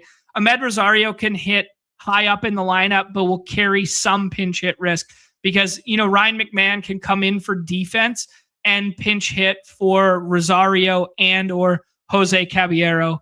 Also, whichever outfielder and or catcher can get hit for by Wells or Grisham later in the ball game. So anyways, probably skinny stacks on the Yankees only for me, but you can full stack them any given day. Phillies and Marlins. I like pitching in this one more than I like the bats. Marlins have been pesky, but probably not for me. I don't like playing the Marlins at home just in general. Brandon Marsh has been kind of nice with it recently. You guys can see just consistently giving you usable scores. Adolis Garcia kind of the opposite direction. Oh, not bad recently, actually. But for the totality of the season, if you want to stack the Phillies, it's just to be contrarian and just because Yuri Perez has been bad recently. But I think I'd rather go to the leverage of Yuri Perez. So I'll play a little bit of Yuri Perez. Miami, as I noted, has been very pesky, and you got some of the lefties in there today. Asturi Ruiz homered the other day off of Tyler Glasnow. I guess that was yesterday. No, 2 days ago. So Asturi Ruiz is back in the big leagues and back in our life and potentially running all over the place. Owen Casey's part of a platoon. I don't really want to stack against Wheeler, so it doesn't really matter. But if you wanted to play it, it's probably Stowers and Hicks. Hicks has 9 home runs this year, 8 home runs. He homered 2 of the last 3. Yeah, he's got 8 home runs this year. It's crazy. I don't know what Liam Hicks has found. But yeah, probably just skinnies for me on both sides of that one. Next game up is Astros and Red Sox. I think Red Sox in a vacuum are underrepresented right now relative to ADP. I think I'd really like Willer Abreu as a one-off pick to click, but you can play full stacks here because Burrow has not been that good, and he's been not that good at getting the strikeouts either. So he's been missing bats. Look at this. Oh, okay. 8-7 his last time, 2 times out. But earlier in the season, his calling card is getting strikeouts, but he's pretty bang or bust. You can get him. It kind of reminds me of Mike Burrows. Kind of reminds me of Charlie Morton, not from a pitch mix standpoint, but just as a later career potential breakout guy that the models slowly learned to like, who came from the Pirates and then goes elsewhere and kind of finds it and then hangs on for a while. Charlie Morton was way better than that, to give Charlie Morton way more credit. But I don't know, the career arc is kind of similar in my mind. And yeah, anyways, right-handed fastball guys to start. And then Morton was all about that big curveball. Where was I? Houston. Dude, I think Houston is good contrarian leverage right now. Nobody's really playing it. We have a guy making his big league debut who doesn't strike a lot of guys out, who's left-handed. I imagine Carlos Correa leads off today. That's what they've been doing against lefties. But I think you can do any mix and match of these top 5. I think you can also put Cam Smith in there. I like Houston today more than the field does. I think Houston is good contrarian leverage against the Coors stuff. I think you can get some big-time pop out of these righties with the monster. I'll be odds shopping for home runs on Jordan's never a good price to play. Correa, I just don't love to play. I don't know, Isak and Cam Smith as contrarian picks to click that are buried. Kind of like those pending the home run odds today. Okay, Giants and Rays is pitching only for me. I like Robbie Ray today. I think Shane McClanahan's fine. I would say one-offs only here, but I don't really like it, man. Maybe if I had to be forced to take, it would probably be Adames, Ramos, Chapman is how I would rank the Giants. And then on the Rays side, Aranda's okay, lefty. Caminero, you can play against anybody. And Yandy, you can play against anybody, but I don't want any other part of this lineup, man. Yeah, it's like one-offs only, and I don't really even want the one-offs. Jays and Twins. I think Jays are skinny stackable today. It's nice that they get George Springer back today. ADPs are a little rich. I'd pick a little Varsho as a pick to click, or a Jesus Sanchez. Wind blowing out to right. Not a great place for home runs, but the home runs that do go out are in a vacuum better to right field from left-handed hitters. And then on the Twins side, man, get yourself some lefty killers. Buxton, Jeffers, Royce Lewis, buried all the way down here. Some lefty killers in there. Why not? Why not? Yeah, Keishaw's fine. Austin Martin will hit high in the order, but he'll be big time pinch hit risk. Brooks Lee is a switch hitter and could hit up in the order. Actually, funny story about Brooks Lee. His dad has been like the Cal Poly baseball coach forever. And that kid just like grew up at that stadium, like his whole childhood kind of thing. Because I had buddies who played at Cal Poly and they were actually talking about it in a group chat yesterday. And I was just kind of reading through and they're like, yeah, Brooks Lee was just there every single day. Like from age 6 onward, he was just like at the field with his dad.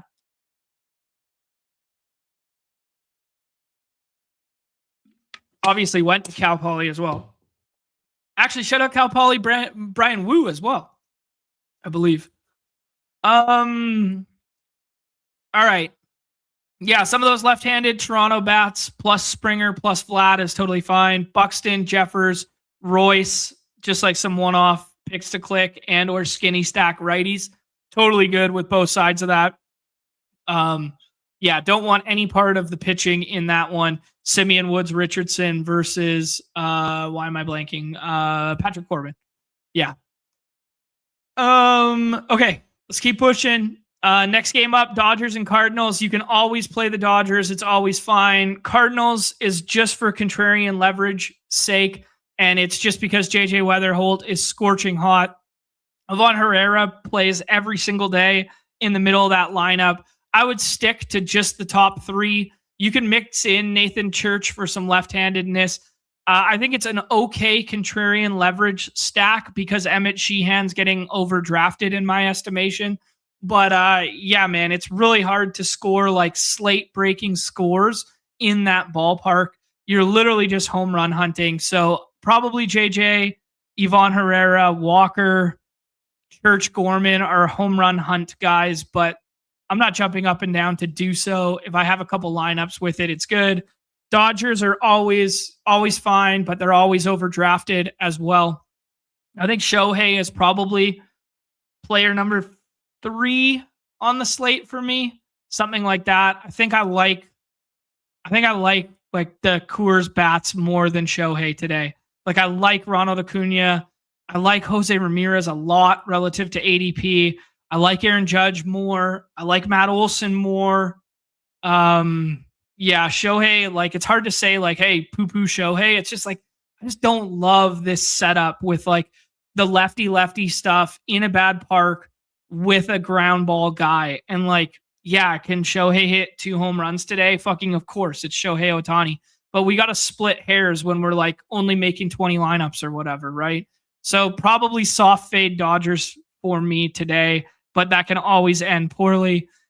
Braves and Rockies is just play both sides of it. I think Ozzy Albies is my favorite relative to ADP. Austin Riley is not far behind. Dubon will probably hit higher in the order today because he's right-handed and Harris is left-handed. So those two will probably flip. Eli White, I expect to be in there.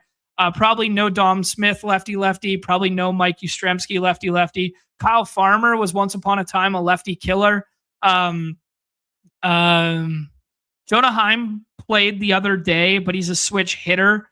I don't think Jonah Heim's in there today. I think they probably just catch Baldwin, but not a given. And then Jorge Mateo, once upon a time, had like 40 freaking steals or something like that. Yeah, you could play that. Nez rolling through, reporting live from my bed. Generational Never Coors slate. All right. I see you. Yeah, only 60 degrees at Coors with some slight wind blowing in.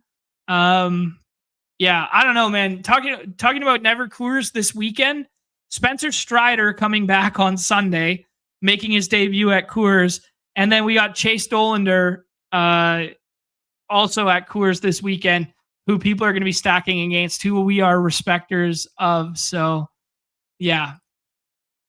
Yeah, on the Rockies side, I mean, big time pick to clicks for Moniak and Goodman anytime they're at home. Troy Johnston's totally playable. Man, my Brenton Doyle bags are aging like milk right now because they continue to rotate, him and Jake McCarthy and some of these other guys. I don't expect Jordan Beck to lead off against a righty. He's been leading off against lefties. Edouard Julien has been leading off. So, yeah, probably fine to play that. But some of the lefties in the middle of the order, like TJ Rumfield plus Troy Johnston, is kind of like a good way to get contrarian here. Willie Castro as well. Actually, I'm not going to delete that list because we can go home run hunting after. Mets and Angels. Man, two like B-list pitchers on the mound for both these teams. I think playing the Mets is fine today just because they're underrepresented relative to Soto's ADP. Play some of the lefties. MJ Melendez continues to hit in the middle of that lineup and homered the other day. I'm totally fine with that. If you want to go skinny stacking here, but skinny is only on the Mets for me. And then the Angels are fulls, man. I don't trust Christian Scott. I'm good playing the Angels today. I'm good playing righty. I think Jan Moncada probably hits in the middle of that order. I think Josh Lowe probably draws in. Nolan Sheehan's moved down in the order in recent memory because Jan Moncada's kind of like usurped him. I think 3s, 4s, and 5s are fine on the Angels today. A dude who just doesn't miss a ton of bats going up against this power feels really good. White Sox and Padres. I'm playing pitching from the Padres side, or from the White Sox side, so I'm not going to have a ton of Padres bats. Fernando Tatis Jr., I mean, he can break out of this slump at any point in time. He's scoring fantasy points, and his Savant page is all red, but he's just not hitting the ball out of the yard. I don't know, man. Never, Fernando. I don't know what we're going to do here. Plus, there's so much pinch hit risk in this lineup, starting against a lefty and then, getting in some of those lefties off the bench. Like Gavin Sheets is going to hit for someone. Jake Cronenworth could hit for someone. You're probably going to have, Jackson Merrill as the only lefty in the lineup to start the day. Luis Campusano as like a cheeky pick to click. I mean, I like it in the pick 'em lobbies relative to odds, not in our game. Ramon Laureano probably leading off versus a lefty. I think through what I've seen thus far, I think I'm a Noah Schultz respector, and it's a good place for pitching, not a great place for offense. On the other side, Herman Marquez has been decent at home, decent pitcher for years there, but definitely has some baked in regression. I'm going to play some of these White Sox lefties in particular, but maybe this 3-man White Sox stack just like slightly underrepresented outside of Murakami, who's going every single time. But I think there's probably like better chalk elsewhere. Okay. And then Guardians and Athletics. Guardians are low-key my favorite non-Coors stack on the slate here. I think you can play 1, 2, 3, 4, 5, 6, 7 of them probably. If you want to go beyond that, by all means. They just called up Travis Bazana. He's their like number 1 prospect, second base, Australian kid. I mean, the kid's got a little bit of power, a little bit of speed, and an okay glove to just live at second base. He's hitting at the bottom of the order. I think he's been hitting 7th every single day. Dude, Daniel Sheeman today? What do you guys think? A little pick to click for a little Sheeman? What do you guys think about that? A little scrolly F down? I kind of like it. I don't mind jamming Manzardo, Chase DeLauder. I like all of it here. And then on the Athletics side, it's probably skinnies only for me, but I really like Shea Bangliers as a one-off today. Like big time as a one-off. Rooker is okay. Jacob Wilson will probably lead off. Colby Thomas will be in there just for the handedness advantage. So if you want to make some stacks, keeping him in there seems fine. Yeah, a couple more opportunities for Carlos Cortez. If Soderstrom's not able to go, he'll be in there, but don't love it, lefty. Yeah, just some cheeky right-handed picks to clicks here. You can play Kurtz against anybody. But he was bad. Yeah, he was okay against lefties last year. I'm not going to say he was bad. Yeah, I like it. Hits one into the Sacramento River today. Thoughts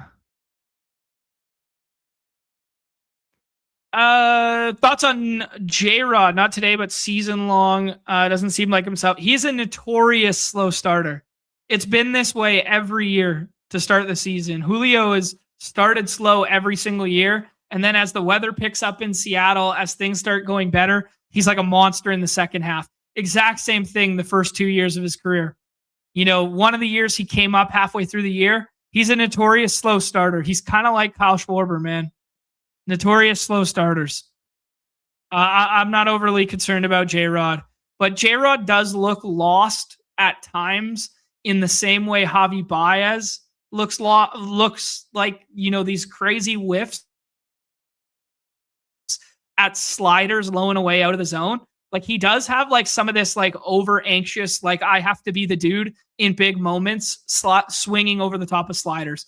I've watched a lot of Mariners baseball in my day, and I just, that's the one pitch where I just like, I get worried at times with J-Rod. Okay. And then perfect segue to the last game on the slate, Royals and Mariners. Bobby Witt as a one-off, cool.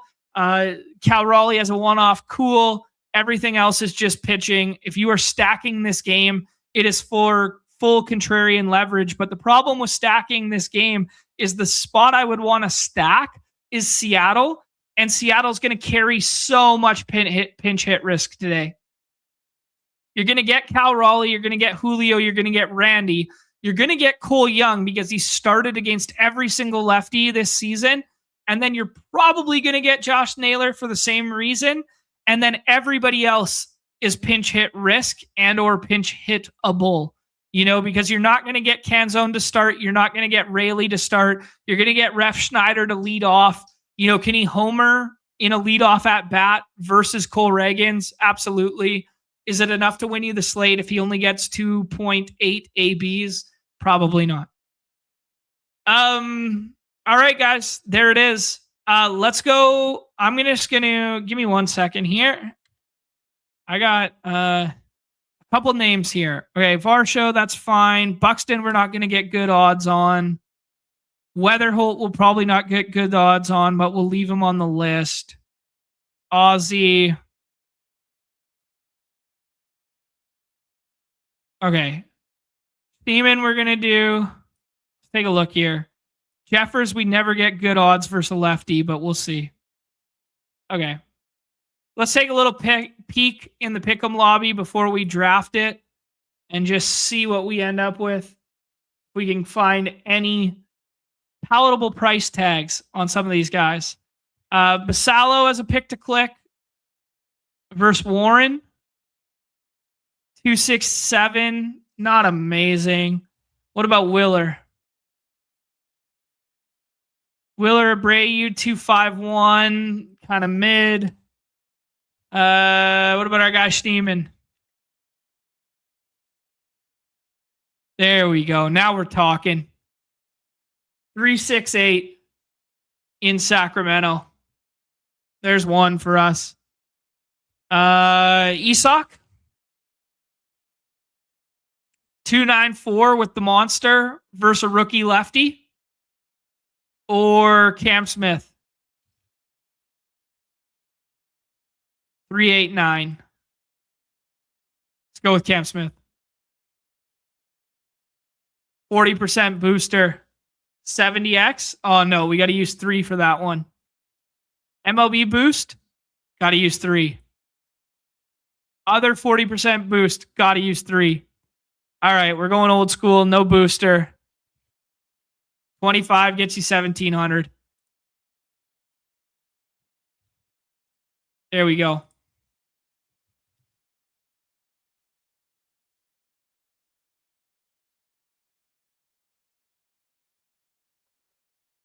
All right.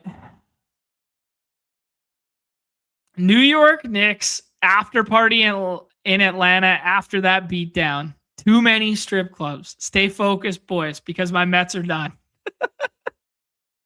Project Mayhem is using me as a vessel to tell the Knicks to stay focused because the Mets suck and because they're going to strip clubs. I love that. I love that. All right, let's get in here. Let's do the Fastball Friday. I've already got 5 of them done. Let's see what we can do. Let's see if we can zig off of some of the chalk because Nez told us generational never Coors day. Let's see. Let's see. We roll the 101. That's a good way to pivot off the Coors chalk, I guess, because you could take Aaron Judge. Although this morning, I will tell you, I was taking Ronald Acuna Jr. 101 this morning. I was, in fact, taking him.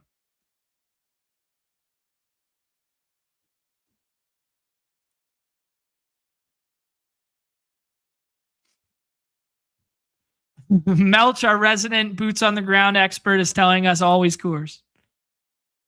There you go. We got that juice, baby. We got that juice. I'm really excited to watch the rest of this so you think you could tout stuff. I saw the dude in the golf simulator. I saw PPR Tyler get some love. I saw Emo Cowboy get shut down. Great stuff.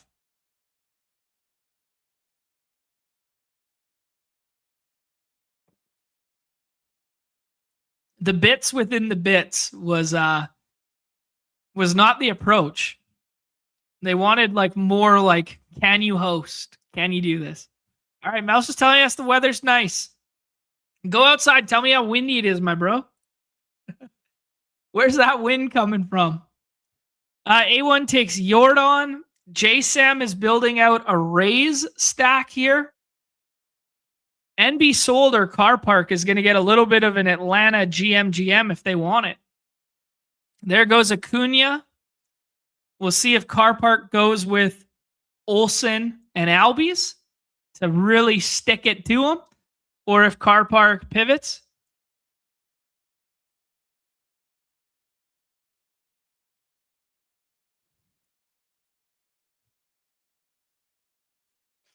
He touched grass just for me. Just went outside. No wind right now. Respect it. Oh, NB Sold was so close to the GM. I haven't not been able to get an Acuna plus Albies or Acuna plus Olsen yet. So from a combinatorial standpoint, like just be mindful. It's going to exist. But if you're chasing Coors all day, there's going to be better projecting combos out there. Let's see what Awin likes next. Murakami as a pick to click here. Drake Baldwin. Maybe he goes with some of the pitching. He goes with Carlos Correa leading off today, presumably leading off today. I really like Jose Ramirez today as a pick to click. I think he's got home run from the left side of the plate written all over him. I know the Guardians have been scuffling, but I'm playing a little bit into the Guardians stuff today. Michael Nelson's fine here. Murakami's fine here, but we got to zig a little bit further than that. I really like Shea Bangaliers as well as a pick to click. I think it's a good game to get on as the pivot off of Coors. And now we can either build out a 3-man stack with the Yankees, with the Athletics, with Cleveland, or we can go with a contrarian 2-man stack. I have seen a lot of like auto drafting one-offs today, which is kind of interesting. Awin snagged an Acuna and Olsen from the 2 spot earlier. Woo! The rich get richer. As you guys can see, Awin likes Zach Wheeler as SP1. Not going to fight him on that. You guys heard my feelings on Cole Reagans with the peaks and valleys. That being said, I mean, we're not scared about combos in baseball, but if Zach Wheeler gets home today and Atlanta gets home today, there's a lot of drafts from early in the day that are SP1 plus the Atlanta stack, if you believe Zach Wheeler is SP1. So just be mindful, combo-wise, if you are building out some Zach Wheeler stuff, that maybe chasing mid-tier Atlanta alongside of it is not the answer. NB Sold is checking out that Atlanta stuff. We'll see if he adds Michael Harris to it or if he starts rattling off some one-offs to go alongside it.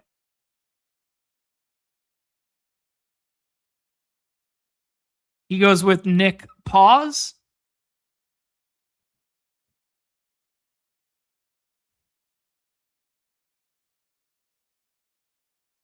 I think I'm leaning towards doing right-handed athletics here, and then scrolling the F down for the pitcher.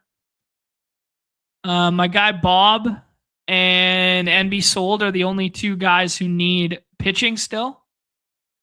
We got an Ohtani, a Drake Baldwin, and a little bit of a Philly stack. J-Sam going with 2 Tampa Bay infielders, then Murakami. Awin is stacking that game that we were looking for some home runs from. So that makes sense to me. Michael Nelson Trout comes back to us. We could skinny stack that, but I think we stay the course and we stick to the plan. We could do an athletics, Rooker, and Colby Thomas. A lot of these will be, with Nick Kurtz. I was about to click it, but I think maybe we should just get our SP before we do so. Because I do like Robbie Ray. So we'll take Robbie Ray, and then we'll leave ourselves out with the athletics. Jacob Wilson leading off. Not really my cup of tea, but he's been scoring runs and whatever. I don't really want Carlos Cortez lefty. Zach Geloff, hit 7th or 8th in that lineup today, contrarian.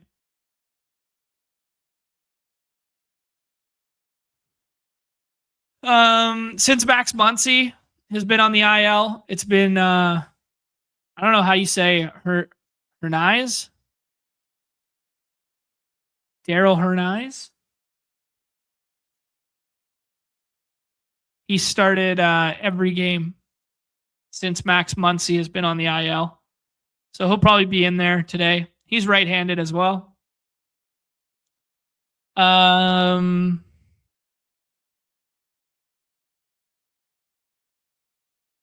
See what else we got. Yeah, Tucker's going to routinely be paired with Ohtani. I mean, rightfully so. See if MB Sold takes one of our athletics bats, or if he goes with another Atlanta bat or a one-off. All are viable. Car Park looks like he set up a Olsen and Soto and now is going to go contrarian 3-man Miami. That's exactly what he does. Marcy, Hicks, and Stowers as leverage off of all the Zach Wheeler drafters. Takes Byron Buxton as a one-off pick to click there for MB Sold. Looks good. Actually looks great, to be honest. Really strong lineup. Really well projecting lineup. Yeah, we could probably push the plane on this one because nobody is going to take a one-off athletic from us.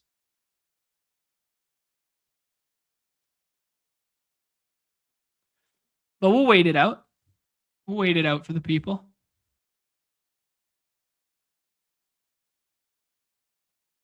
Clanahan.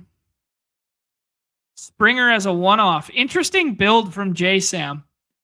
He flips the board entirely by taking the 230 ADPs at the top and then goes 3 one-offs. Just pick to click, guys.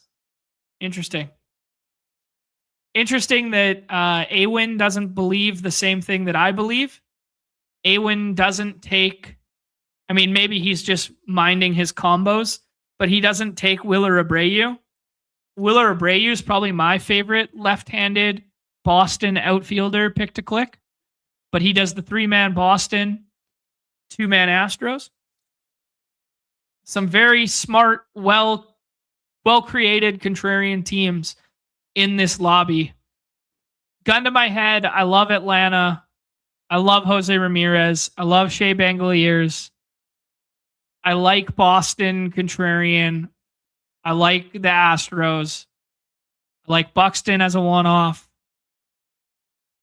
Yeah, I like it, guys. Good draft. Good ethical hoops. Yeah, he has the same team with Abreu already. All right. Makes sense. Therein lies the end of the baseball segment. I think we just rip a puck draft for my puck guys, and then we are going to draft the brand new Frenchie Friday. Let's get in the puck streets here. Game 6 tonight. In all 3 of these series, we have Boston going home to stave off elimination versus the Sabres. We have Utah hosting, or no, they're in Vegas tonight, right? They hosted last game? I'm getting that one mixed up. But Vegas could win that series tonight. And then Montreal. Montreal, ale. Let's go, baby. Let's go. Canadiens tonight at home. Most electric building in all of sports. They truly are the SEC of puck. Montreal at home tonight. Let's fucking get it. All right. We're drafting with our hearts tonight. We're taking past that one. Scored the OT winner last time out. Swayman steals a game at home tonight. And then Ale Montreal to go alongside it. Ale Montreal, baby. Let's get Boston versus Montreal in the second round. Cinema. The most historic rivalry in all of puck. Let's get it. I do think we discovered this last time with 2 of these teams on the slate. That center gets thin in a hurry. Center gets thin in a big way when you don't have McDavid, Dries, McKinnon, all those guys on the slate, right?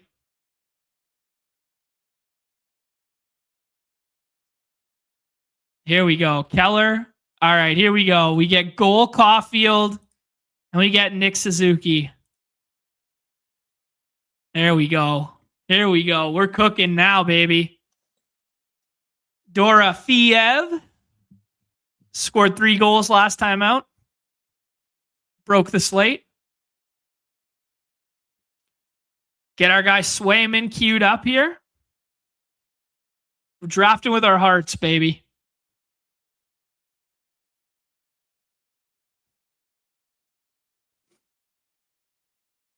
Jay Snood, Young Stees, and the Frosts. We'll make it. I know that for certain my guy's going to be in goal tonight, but we're just going to take a little peek here to make sure anyone's confirmed yet. Swayman's the only tendy confirmed. Oh man, he took Lane Hudson from us for real? All right. Let's take McAvoy. And then we'll have a decision to make. Charlie McAvoy. Swayman loading up on that Boston so we get cinema in the second round. I want that matchup so bad. No disrespect to my Buffalo Sabres respectors. But nah, man. All right, let's take a peek at Daily Faceoff while we're going here. Swayman is the only tendy confirmed. Lions played well, so I don't think they'll go back to UPL tonight. So I think we're good there. I think everything's status quo here. I think there's nothing to worry about. All right, guys. Is Morgan Geeky contrarian enough? We could take Morgan Geeky. We could take Slafkowski. Or we could scroll further on Boston. Let's take Geeky. All those choices would be fine. We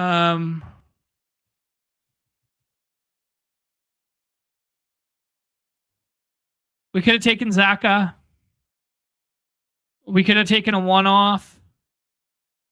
I probably wouldn't take Elias Lindholm, but you know he does contribute.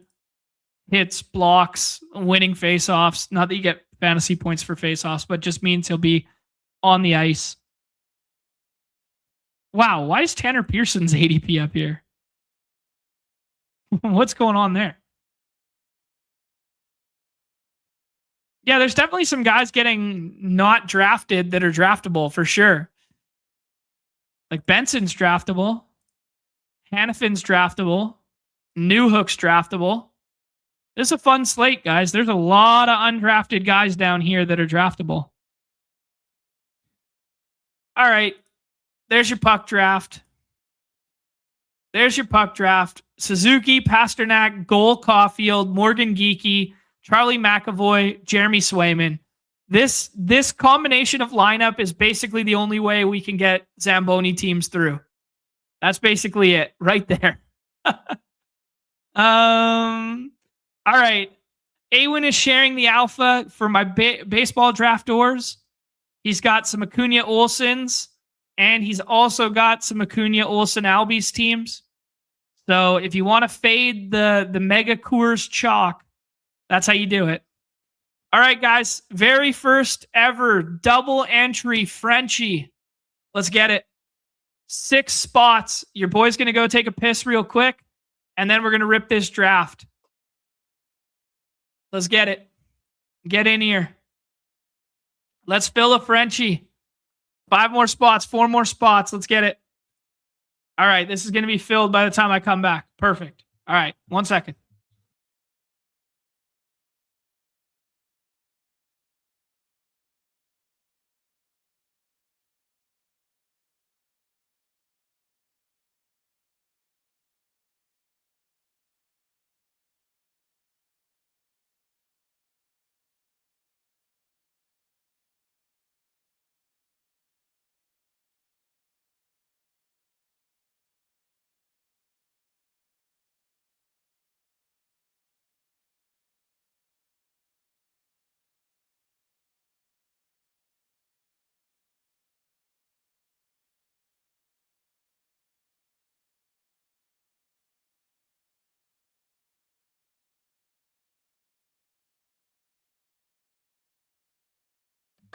All right, here we go.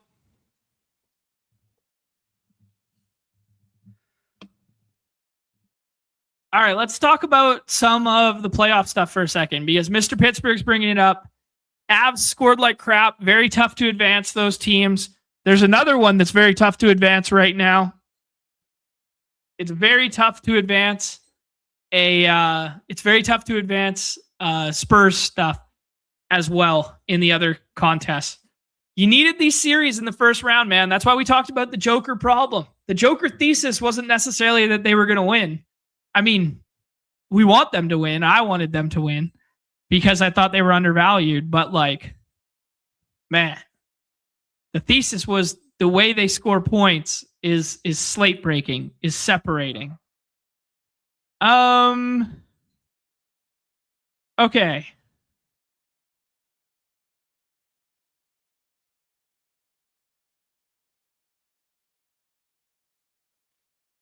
My guy Best Ball Noah. We just drafted Habs, baby. You know, LA, baby. LA tonight. I want it so bad for you. I want it so bad for the best ball bags. I want it so bad for the entertainment of hockey to get Bruins versus Habs in the next round. You guys can see I am using the Solver Draft Assist. Put a little link in the chat for you guys there after I make these picks. But it is full go for best ball season right now. Full go.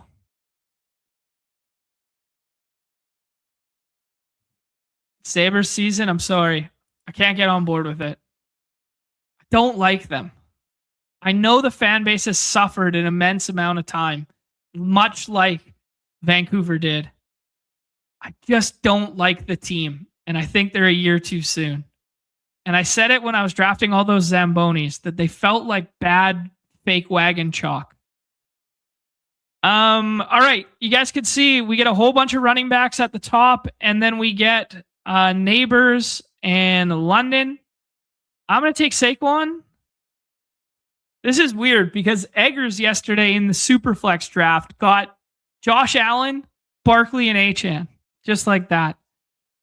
I think I like Achane more than Genty, man. Am I crazy for thinking that? There's just... All right, let's take Achane. I know there's systemic failure with Achane, with like Josh McDaniels being gone, or sorry, Mike McDaniels being gone, and I know there's systemic failure, but like Achane's just got that juice. No, he's got that juice, and I just didn't see it. You hate fun. My idea of fun is the Garden rocking and the Bell Center rocking with the most heated rivalry for years. That's my idea of fun. All right, we start double running back from the right-hand side, which is pretty chalky because these 6 wide receivers go, and then a whole bunch of running backs go, and then a bunch of wide receivers follow. And I think your teams are going to look better and maybe even project better early in this draft window here if you respect the rooms in this regard, and then you pick through this big tier of wide receivers. So our next pick, 14 away, and you get like Higgins, Flowers, Igbuka, Ladd, like all these guys tethered to these 2 running backs. It's just the alpha right now. It's just the way the rooms are playing. Because like it's pretty hard to catch up at running back for like Zach Hands here. Like it's pretty hard for him to catch up at running back in terms of like touch volume if he doesn't get like Kyron at 29, right? So we'll see. We'll see how it plays out. Yeah, the Habs would dump on Boston. I hope so. I agree. I think the Habs have the potential to dump on anyone. I love this Habs team. I find them so fun as long as the goaltending holds up. Man, the goaltending in a vacuum in these playoffs has been bad, man. Like Vasilevsky's, like I think Swayman's been the best goalie. I think Vladar's been pretty good. But like, you know, multiple teams changed goalies. I think Seeloff's was, I think Pittsburgh has a chance to win that series if Seeloff starts from the start. But you guys know I've been a Seeloff's bull since the jump. I don't know. But like so many nets changing, like Ottinger wasn't very good. Wallstead was pretty good. But that net could have flip-flopped too. Vasilevsky hasn't been very good. I mean, he's been fine, but he hasn't been great. The third goal that he let in last game wasn't great, I think it was. I'm trying to remember now. Watching too many sports. All right, so he gets ETN to come back. So Zach Hands has a nice start there and gets ETN to come back. That's a professional-ass start by the illustrious Fox. Bijan, Pickens, and AJ Brown. Illustrious start.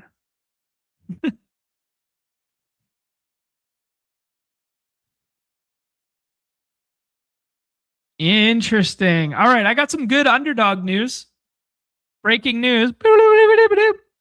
Numi saying that they have an engineering manager, that they have a direct line of communication now, and he's like a super great guy, and they have like, you know, some quick like button draft bugs and fixes in the upcoming week, blah blah blah, all coming down the pipeline. That's fun. That's fun.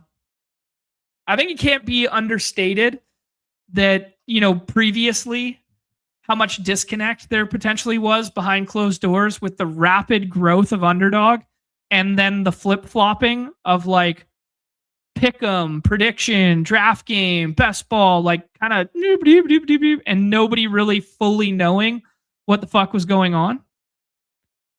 I don't think it can be understated that like this is big time internal progress. All right. The Solver draft assistant likes Olave over Tetaroa McMillan and Garrett Wilson. I'm good with that. I can't shake the notion that we used to take Ladd McConkey in the second round, and now he just got... Dude, let's bring up Ladd.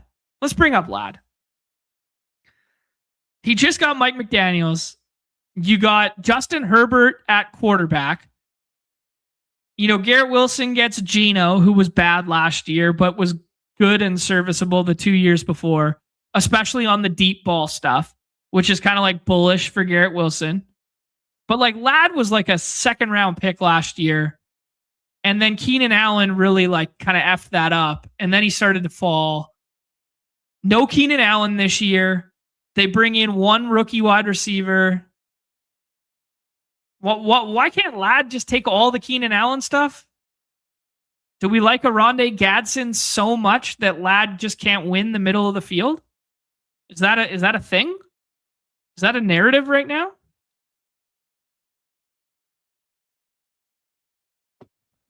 Let's win the middle of the field with an elite quarterback talent. People also forget that the Chargers didn't have an offensive line last year because Slater got hurt and the other guy got hurt. I can't remember his name right now. So their two offensive linemen were hurt last year. Their best running back was hurt last year and didn't like get the full job at the start of the season. Dude, Chargers go Burr. Chargers go Burr is my new stance. Ladd ADP is wrong. What's their depth chart look like? Let's take a look. I'm team Chargers go Burr here. I just talked myself into it. You got two good coaches, improvements on the offensive line with who's coming back? Joe Alt and Rashawn Slater. Give this a zoom here. Wide receiver room is what? QJ, whatever. Trey Harris, maybe. Like, QJ's fine. QJ's good. Dude, what if Ladd just eats, man? Thompson's fun from a speed perspective, but he might just be like, you know, McDaniel's guy and gadgety. Trey Harris, we're wish casting. Why are we getting ads for hockey gear as we're trying to look at this? I mean, I know why. I actually really want this stick here, but that's neither here nor there. All right. All right. Let's see what some of our friends are cooking. Man, David Montgomery seems like fun this year. A backfield in and to himself. A team that's going to have a really good defense. A team that's probably not going to have to air it out much to win. They're going to want to play ball control. Nerf gets a little bit of correlation between Nico and him. Seems good. Only one quarterback through 5 rounds right now. Or 4.5.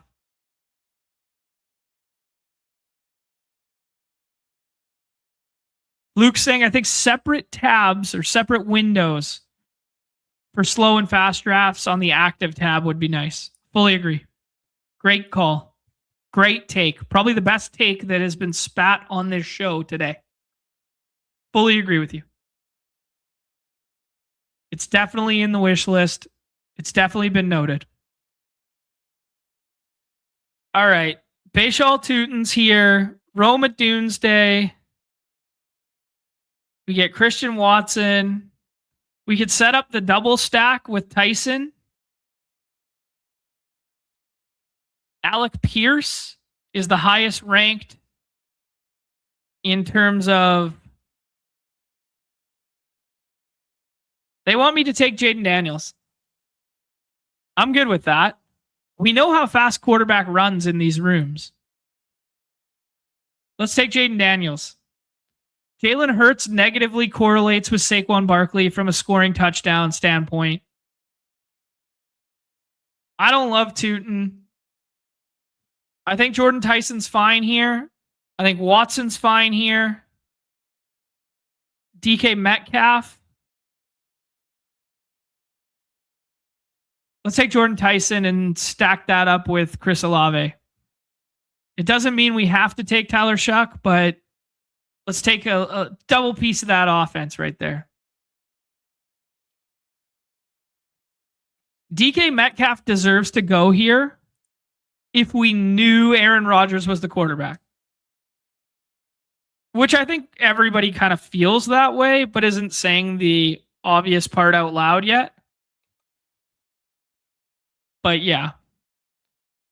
But man, no one loves to squeeze the air out of a football and play bleeding clock terribly slow than the Pittsburgh Steelers, right? Is that like really the place you want to go jumping for weapons from a fantasy standpoint? Like Metcalf's probably a pretty good bet for like 1K and 7, but like, is it a given?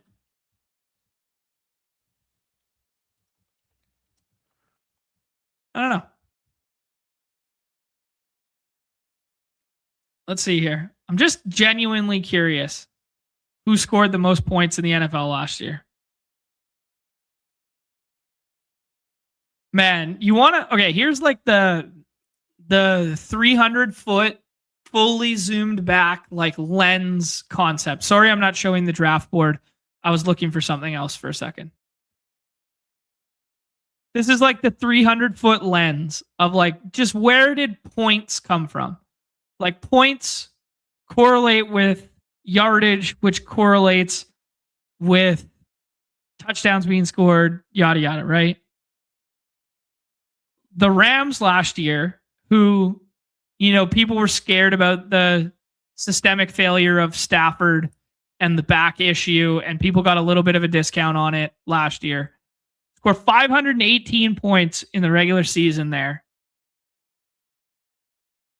That the bottom feeding offenses down here score half as much.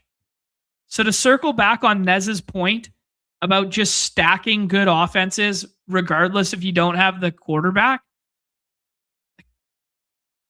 like, dude, we complicate this game like so much, right? Because we go into these profiles and we go into these players and we go into this guy beats this coverage and this guy beats that, and they're going to run this scheme and that scheme. And it's kind of like, who the fuck's going to score a bunch of points? And let's just take as many of them as we can. Like, you know, like what team is going to be the Seahawks of last year where they're top 3 in offensive scoring and they have these breakout profile guys? And maybe we could have got there by just being like JSN, new coordinator, Sam Darnold's been good in the past.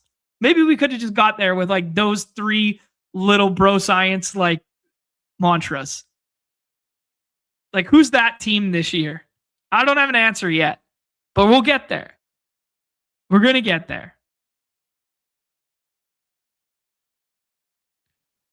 So Metcalf goes 26 positions after the rank, the ETR rank, based on the solver. Okay. Paying attention. Paying attention. Rico goes. Wow, man. The running back landscape does just really dry up in a heartbeat. Good thing we got 2 of them as the anchors. All right. Cortland Sutton feels good.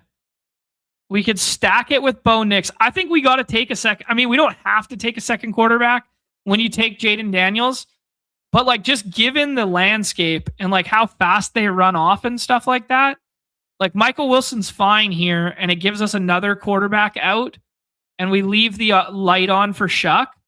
But I was thinking we just take like, all right, let's do it. Let's push it and see what it looks like. Let's take Michael Wilson, 1,007 last year. And we're a little bit behind at wide receiver because we took the 2 alpha running backs early. We took an elite quarterback, so maybe it's bad capital spent if you spend it right here. But we could take Bo Nix to stack there. We could have taken Justin Herbert to stack.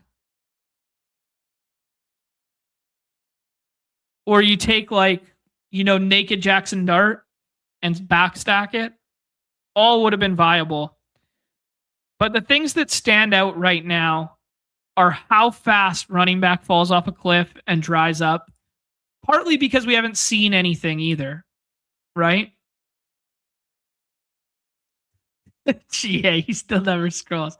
You weren't watching, man. You weren't watching. Both baseball, basketball, and hockey I scrolled.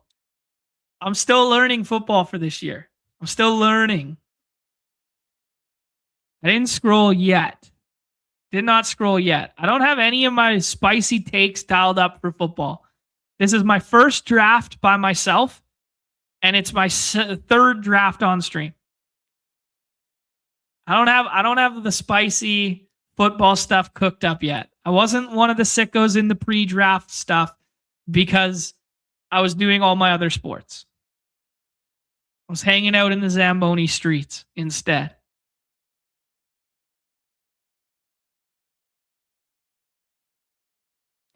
But this does kind of feel like the pocket for quarterback. Like there's 2 pockets, right? There's this pocket, and then there's the next pocket at like 114.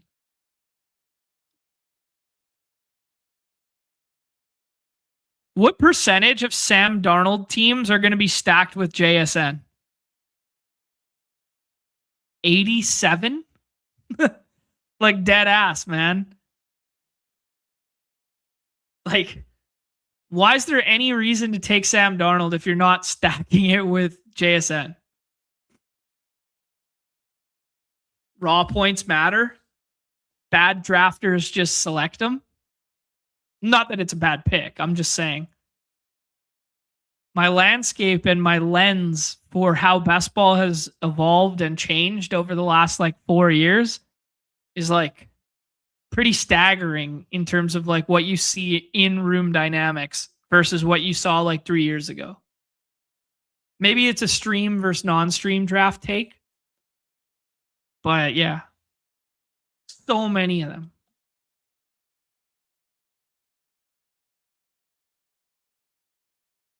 So my guy Hayden jumped on with Davis yesterday, maybe 2 days ago. Got to go back and watch that one over the weekend. Making his way to Vancouver. Hopefully we can link up here next week. Kyle Monangai, pretty steep price tag, but he played well in the playoffs last year. Looked like he had a little bit of that juice. Blake Corum, more than just a handcuff now. Committee back, finding his way to 10 touches a week. Dog Bowl winner.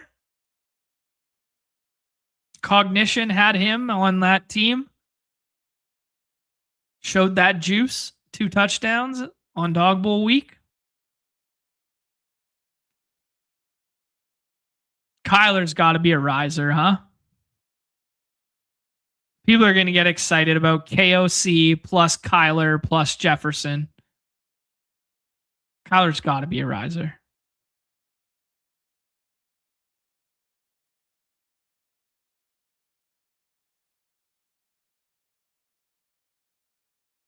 Yeah, look at how many teams already have 2 quarterbacks, right? All right, Bo Nix doesn't come back to us. Ricky Pearsall's here.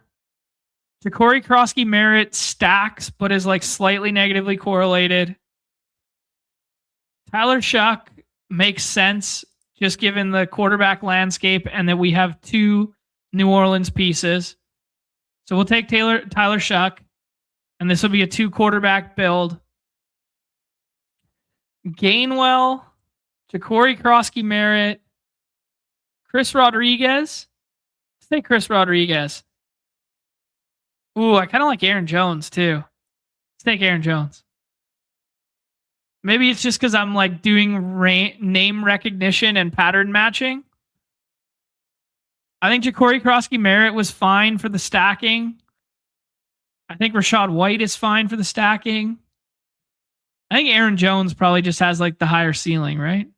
I don't know. Maybe he's just old and dust now. Matthew Golden. What do we think about Packers wide receiver room? So you have Christian Watson, who goes first in ADP. Then you have Jaden Reed. Then you have Golden. They didn't really address the position any other way. They have Melton, who's always been kind of like a thorn in their side. They have Sky Moore for returns. Savion Williams, who like people got frothy about in the 20th round last year. They're definitely thinner.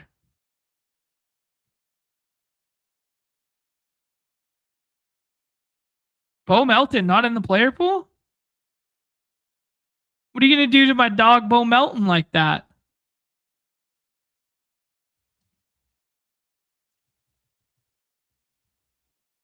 Oh, man. Do my boy Bo Melton dirty like that.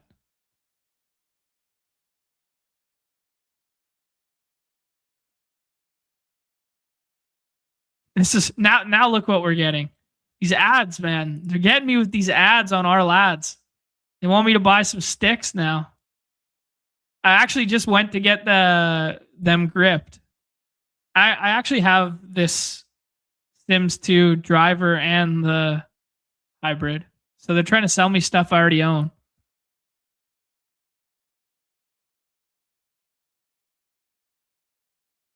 They're okay. They're like good middle-ish tier price point stuff. I've hit some of my buddies' other stuff, like the IQs or whatever and stuff. They're nicer. But for a guy like me, they're fine.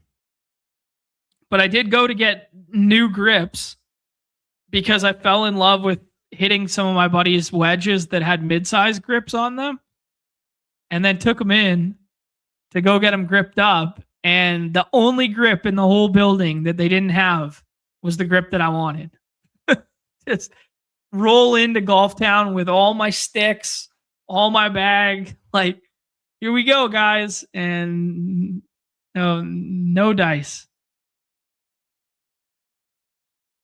Brad said someone else looked for Melton. Nice. I'm glad people are scrolling. Yeah, I think people are thinking of him just because we were thinking about the Packers depth chart, right? Like just like Christian Watson, like not exactly a beacon of health. Jaden Reed, not a beacon of health. Golden is even good. And like they let Wicks go, they let Dobbs go, Romeo Dobbs go. And now it's kind of like, well, then what? You know? Tucker Kraft had a season-ending injury last year. So like if things go wrong, well, what do we got? Sky Moore playing the slot all of a sudden? I don't know. People were taking Savion Williams in the last round last year, so who knows? Maybe people go back to the well. All right, now we're in that little like tight end hot zone, I think, that we were talking about last stream with Nez.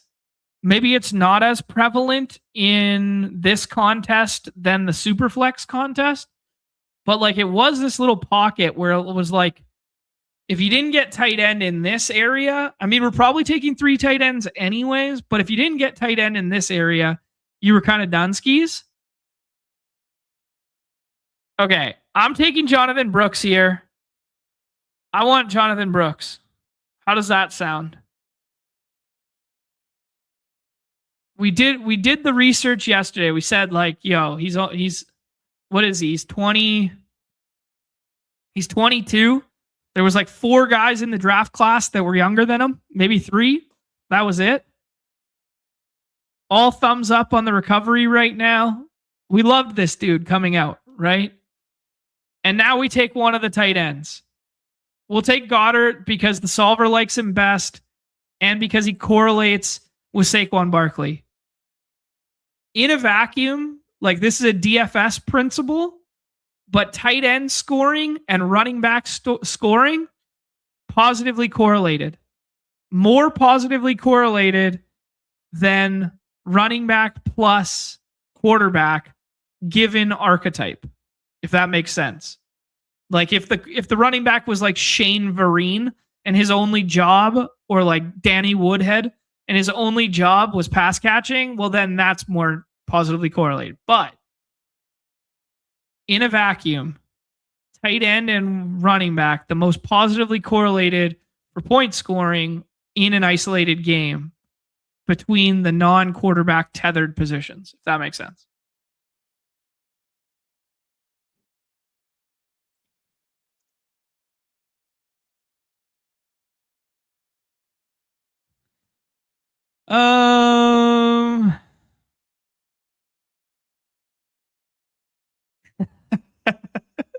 Go AZ Cards talking about my mid-sized grips. Was it uncomfortable gripping a shaft larger than you're used to? Very much so, dude.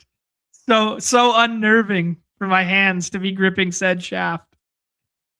Needed the Goddard stack. Hailstorm needed the Goddard stack. Where's the Hertz team?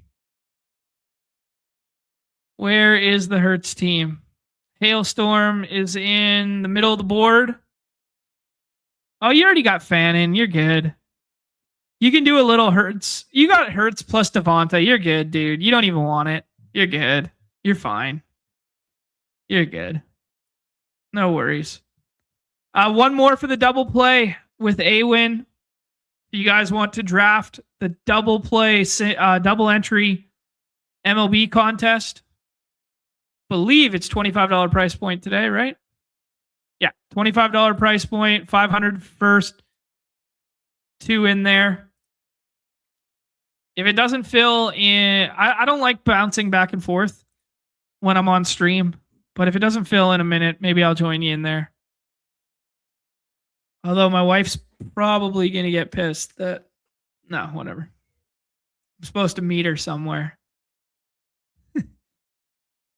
Supposed to meet her for some mortgage related shit. As this place sells and other one, we're looking and moving and shit, but we'll see.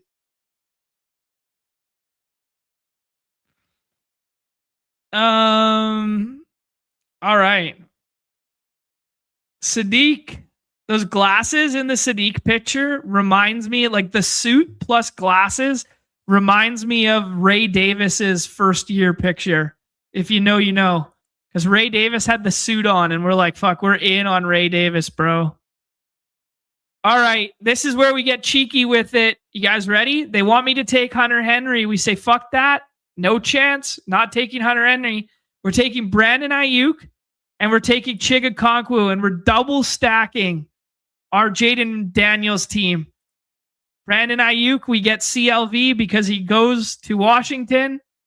And then we get Chig as well with that stack. Now we're cooking. Now we're cooking. People are like, how's John going to land this plane? That's how, bro. That's how.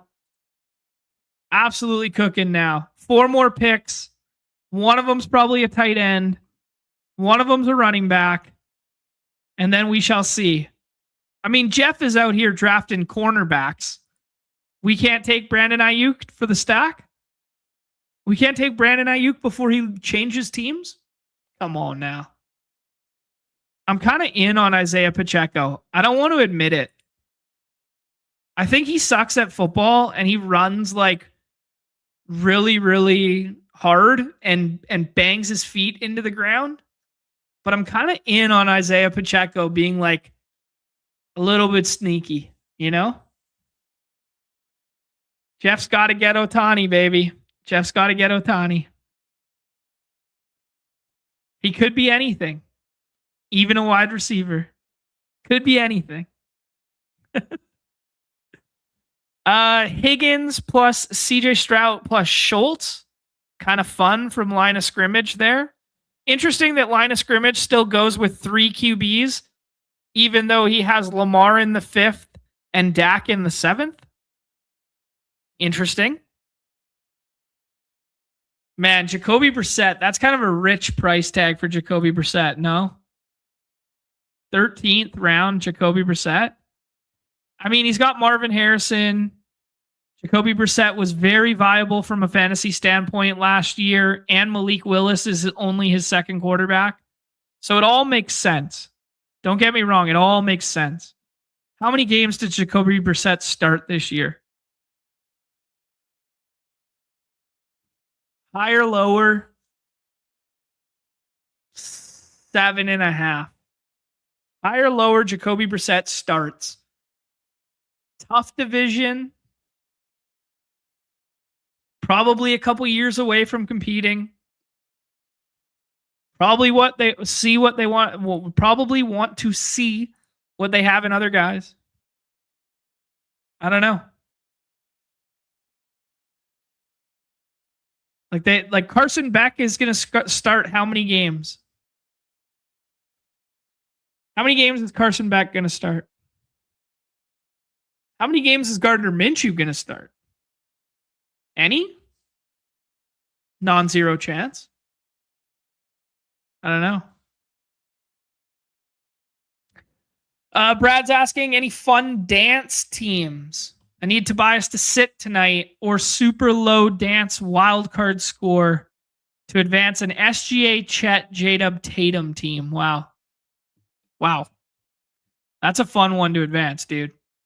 I don't have many fun teams. I did not draft the dance in the window that you had to draft the dance, and then I waived the dance. I drafted Zambonis instead.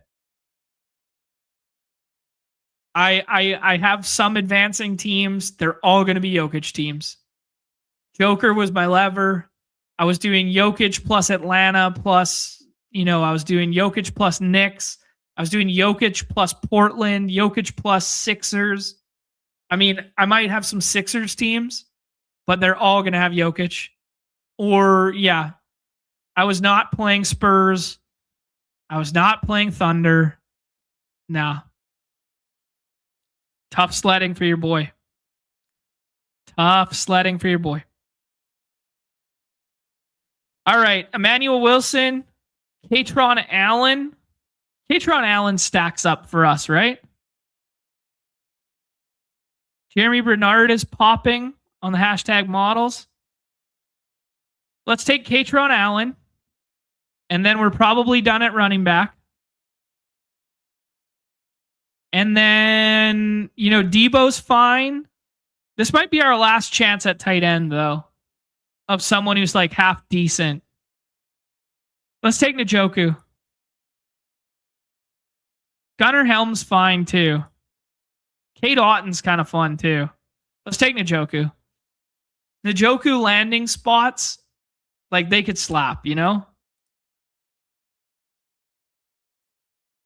We could get some CLV on Njoku. I don't know how much CLV there is on old Gunnar Helm, even if you think he's a really good pass-catching prospect. How much CLV is there? Ooh, I could have taken Amari Williams, too, for the stack. That would have been good. But we take Katron Allen. What if he's just the goal line back for day one? I mean, Katron Allen can go like a million different ways. He could be healthy scratched for the first 5 weeks, or he could be the goal line back in week 1.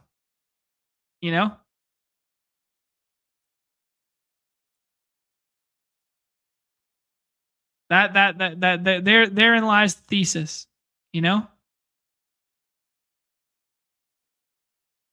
How are we going to land this plane? That is the question. We got a little bit of divisional correlation. That's not bad. A little bit of divisional correlation out here. Not bad.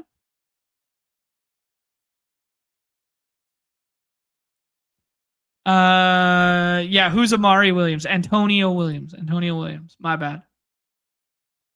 Mixing all my sports together. Antonio Williams, Clemson, wide receiver.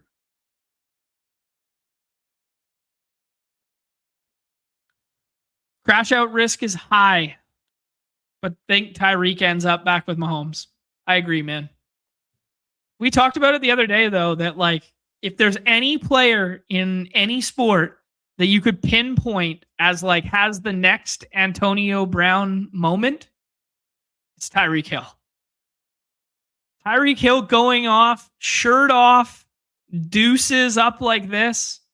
So conceivable. I can picture it in my mind's eye right now.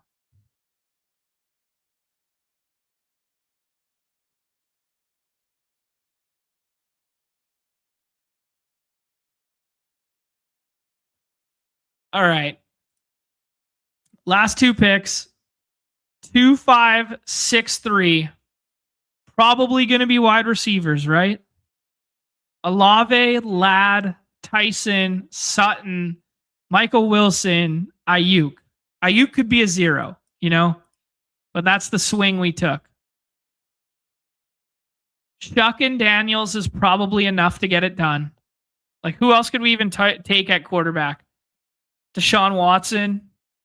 Cousins? No, thank you. I think we're going wide receiver. I think you just take Tyreek Hill in like the last round because like whatever. If Tyreek Hill plays football and he's with Mahomes, you know, he's a better bet than any of these other idiots, right? Cooper Kupp is probably the safest. Do we need floor? Pat Bryant coming back from the injury. Thompson is fun. Wicks is correlated. Branch. Let's take dusty old Cooper Kupp for some floor points. Floor points in the last round. Not bad. Tight end sucks. Wide receiver sucks. Running back's good. Quarterback's fine. Not bad. Not bad. 2, 5, 8, 3. Like riding a bike. Are we scared about Branch's arrest? We're not, right? Zachariah Branch. The PPR merchant. He's like number 2 on Atlanta's depth chart, like already, you know?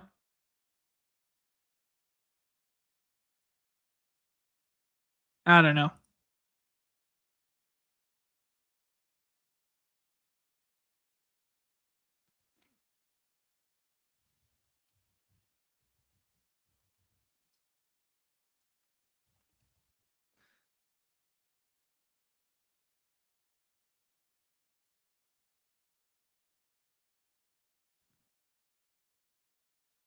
No, the arrest was Fugazi.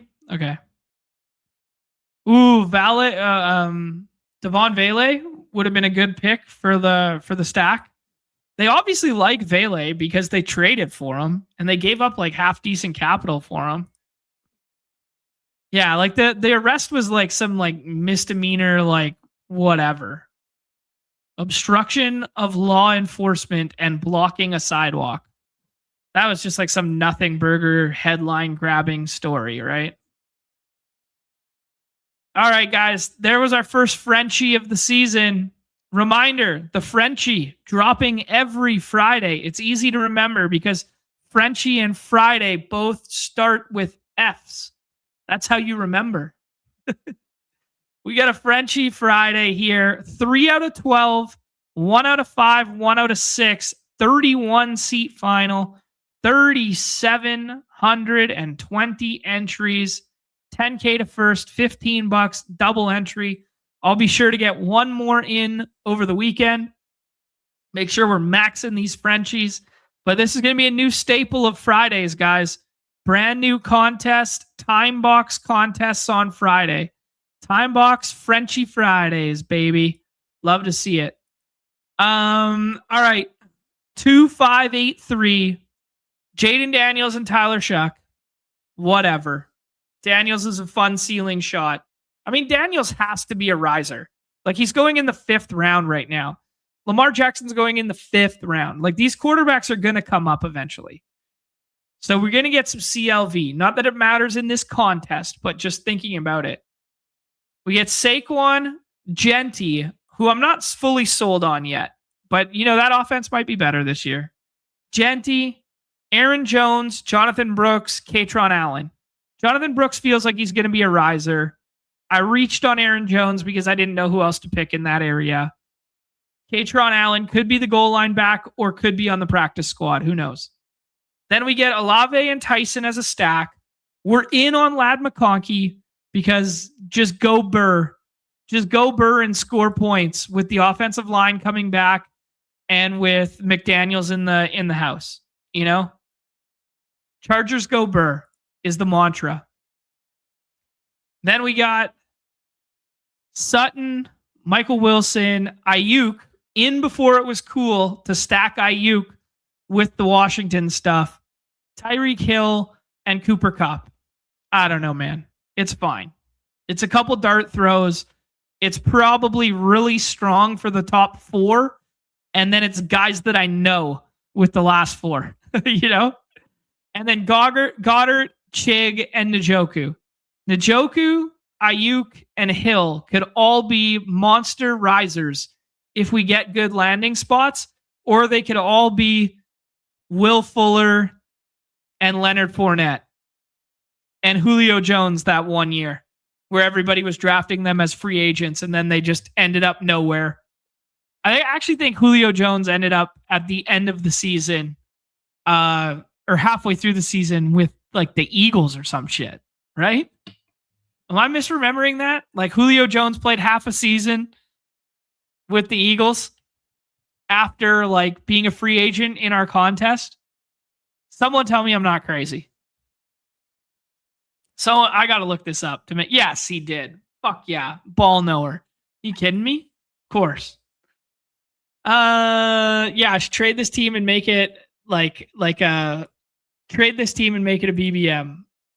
All right. Okay, friends. Marathon show today. Go back and check out the hoops. If you're interested, go back and check out the baseball and the puck if you are interested. Much love for you guys spending the time with me. Got to go finish. So you think you can tout and get some pointers, you know, get some pointers to see what I'm doing wrong out here. Why the audience isn't growing, man. Not captivating enough. I need some Pat Mayo insight. I need to be sauced by the great Pat Mayo and Peter Overzed to make this show better. All right, guys, back on Monday. Nez is pretty sick right now, so that's why he's not here today. I didn't mention that. But there's probably not a no strip, but I'll leave that up to him. So keep your eyes on the Discord and Twitter, but probably not a no strip tonight, but maybe over the course of the weekend. Other than that, back on Friday. Guys, enjoy these slates while they last. 6 elimination games tonight. Might be the last time we get a 3-game hoops on the same night and a 3-game puck on the same night. Might be the last of its kind. So make sure you get in here, fill these bad boys up. I'll be in the draft streets alongside you. Everybody's favorite time of the show, the end. Peace. Good luck tonight. Good luck this weekend. Much love.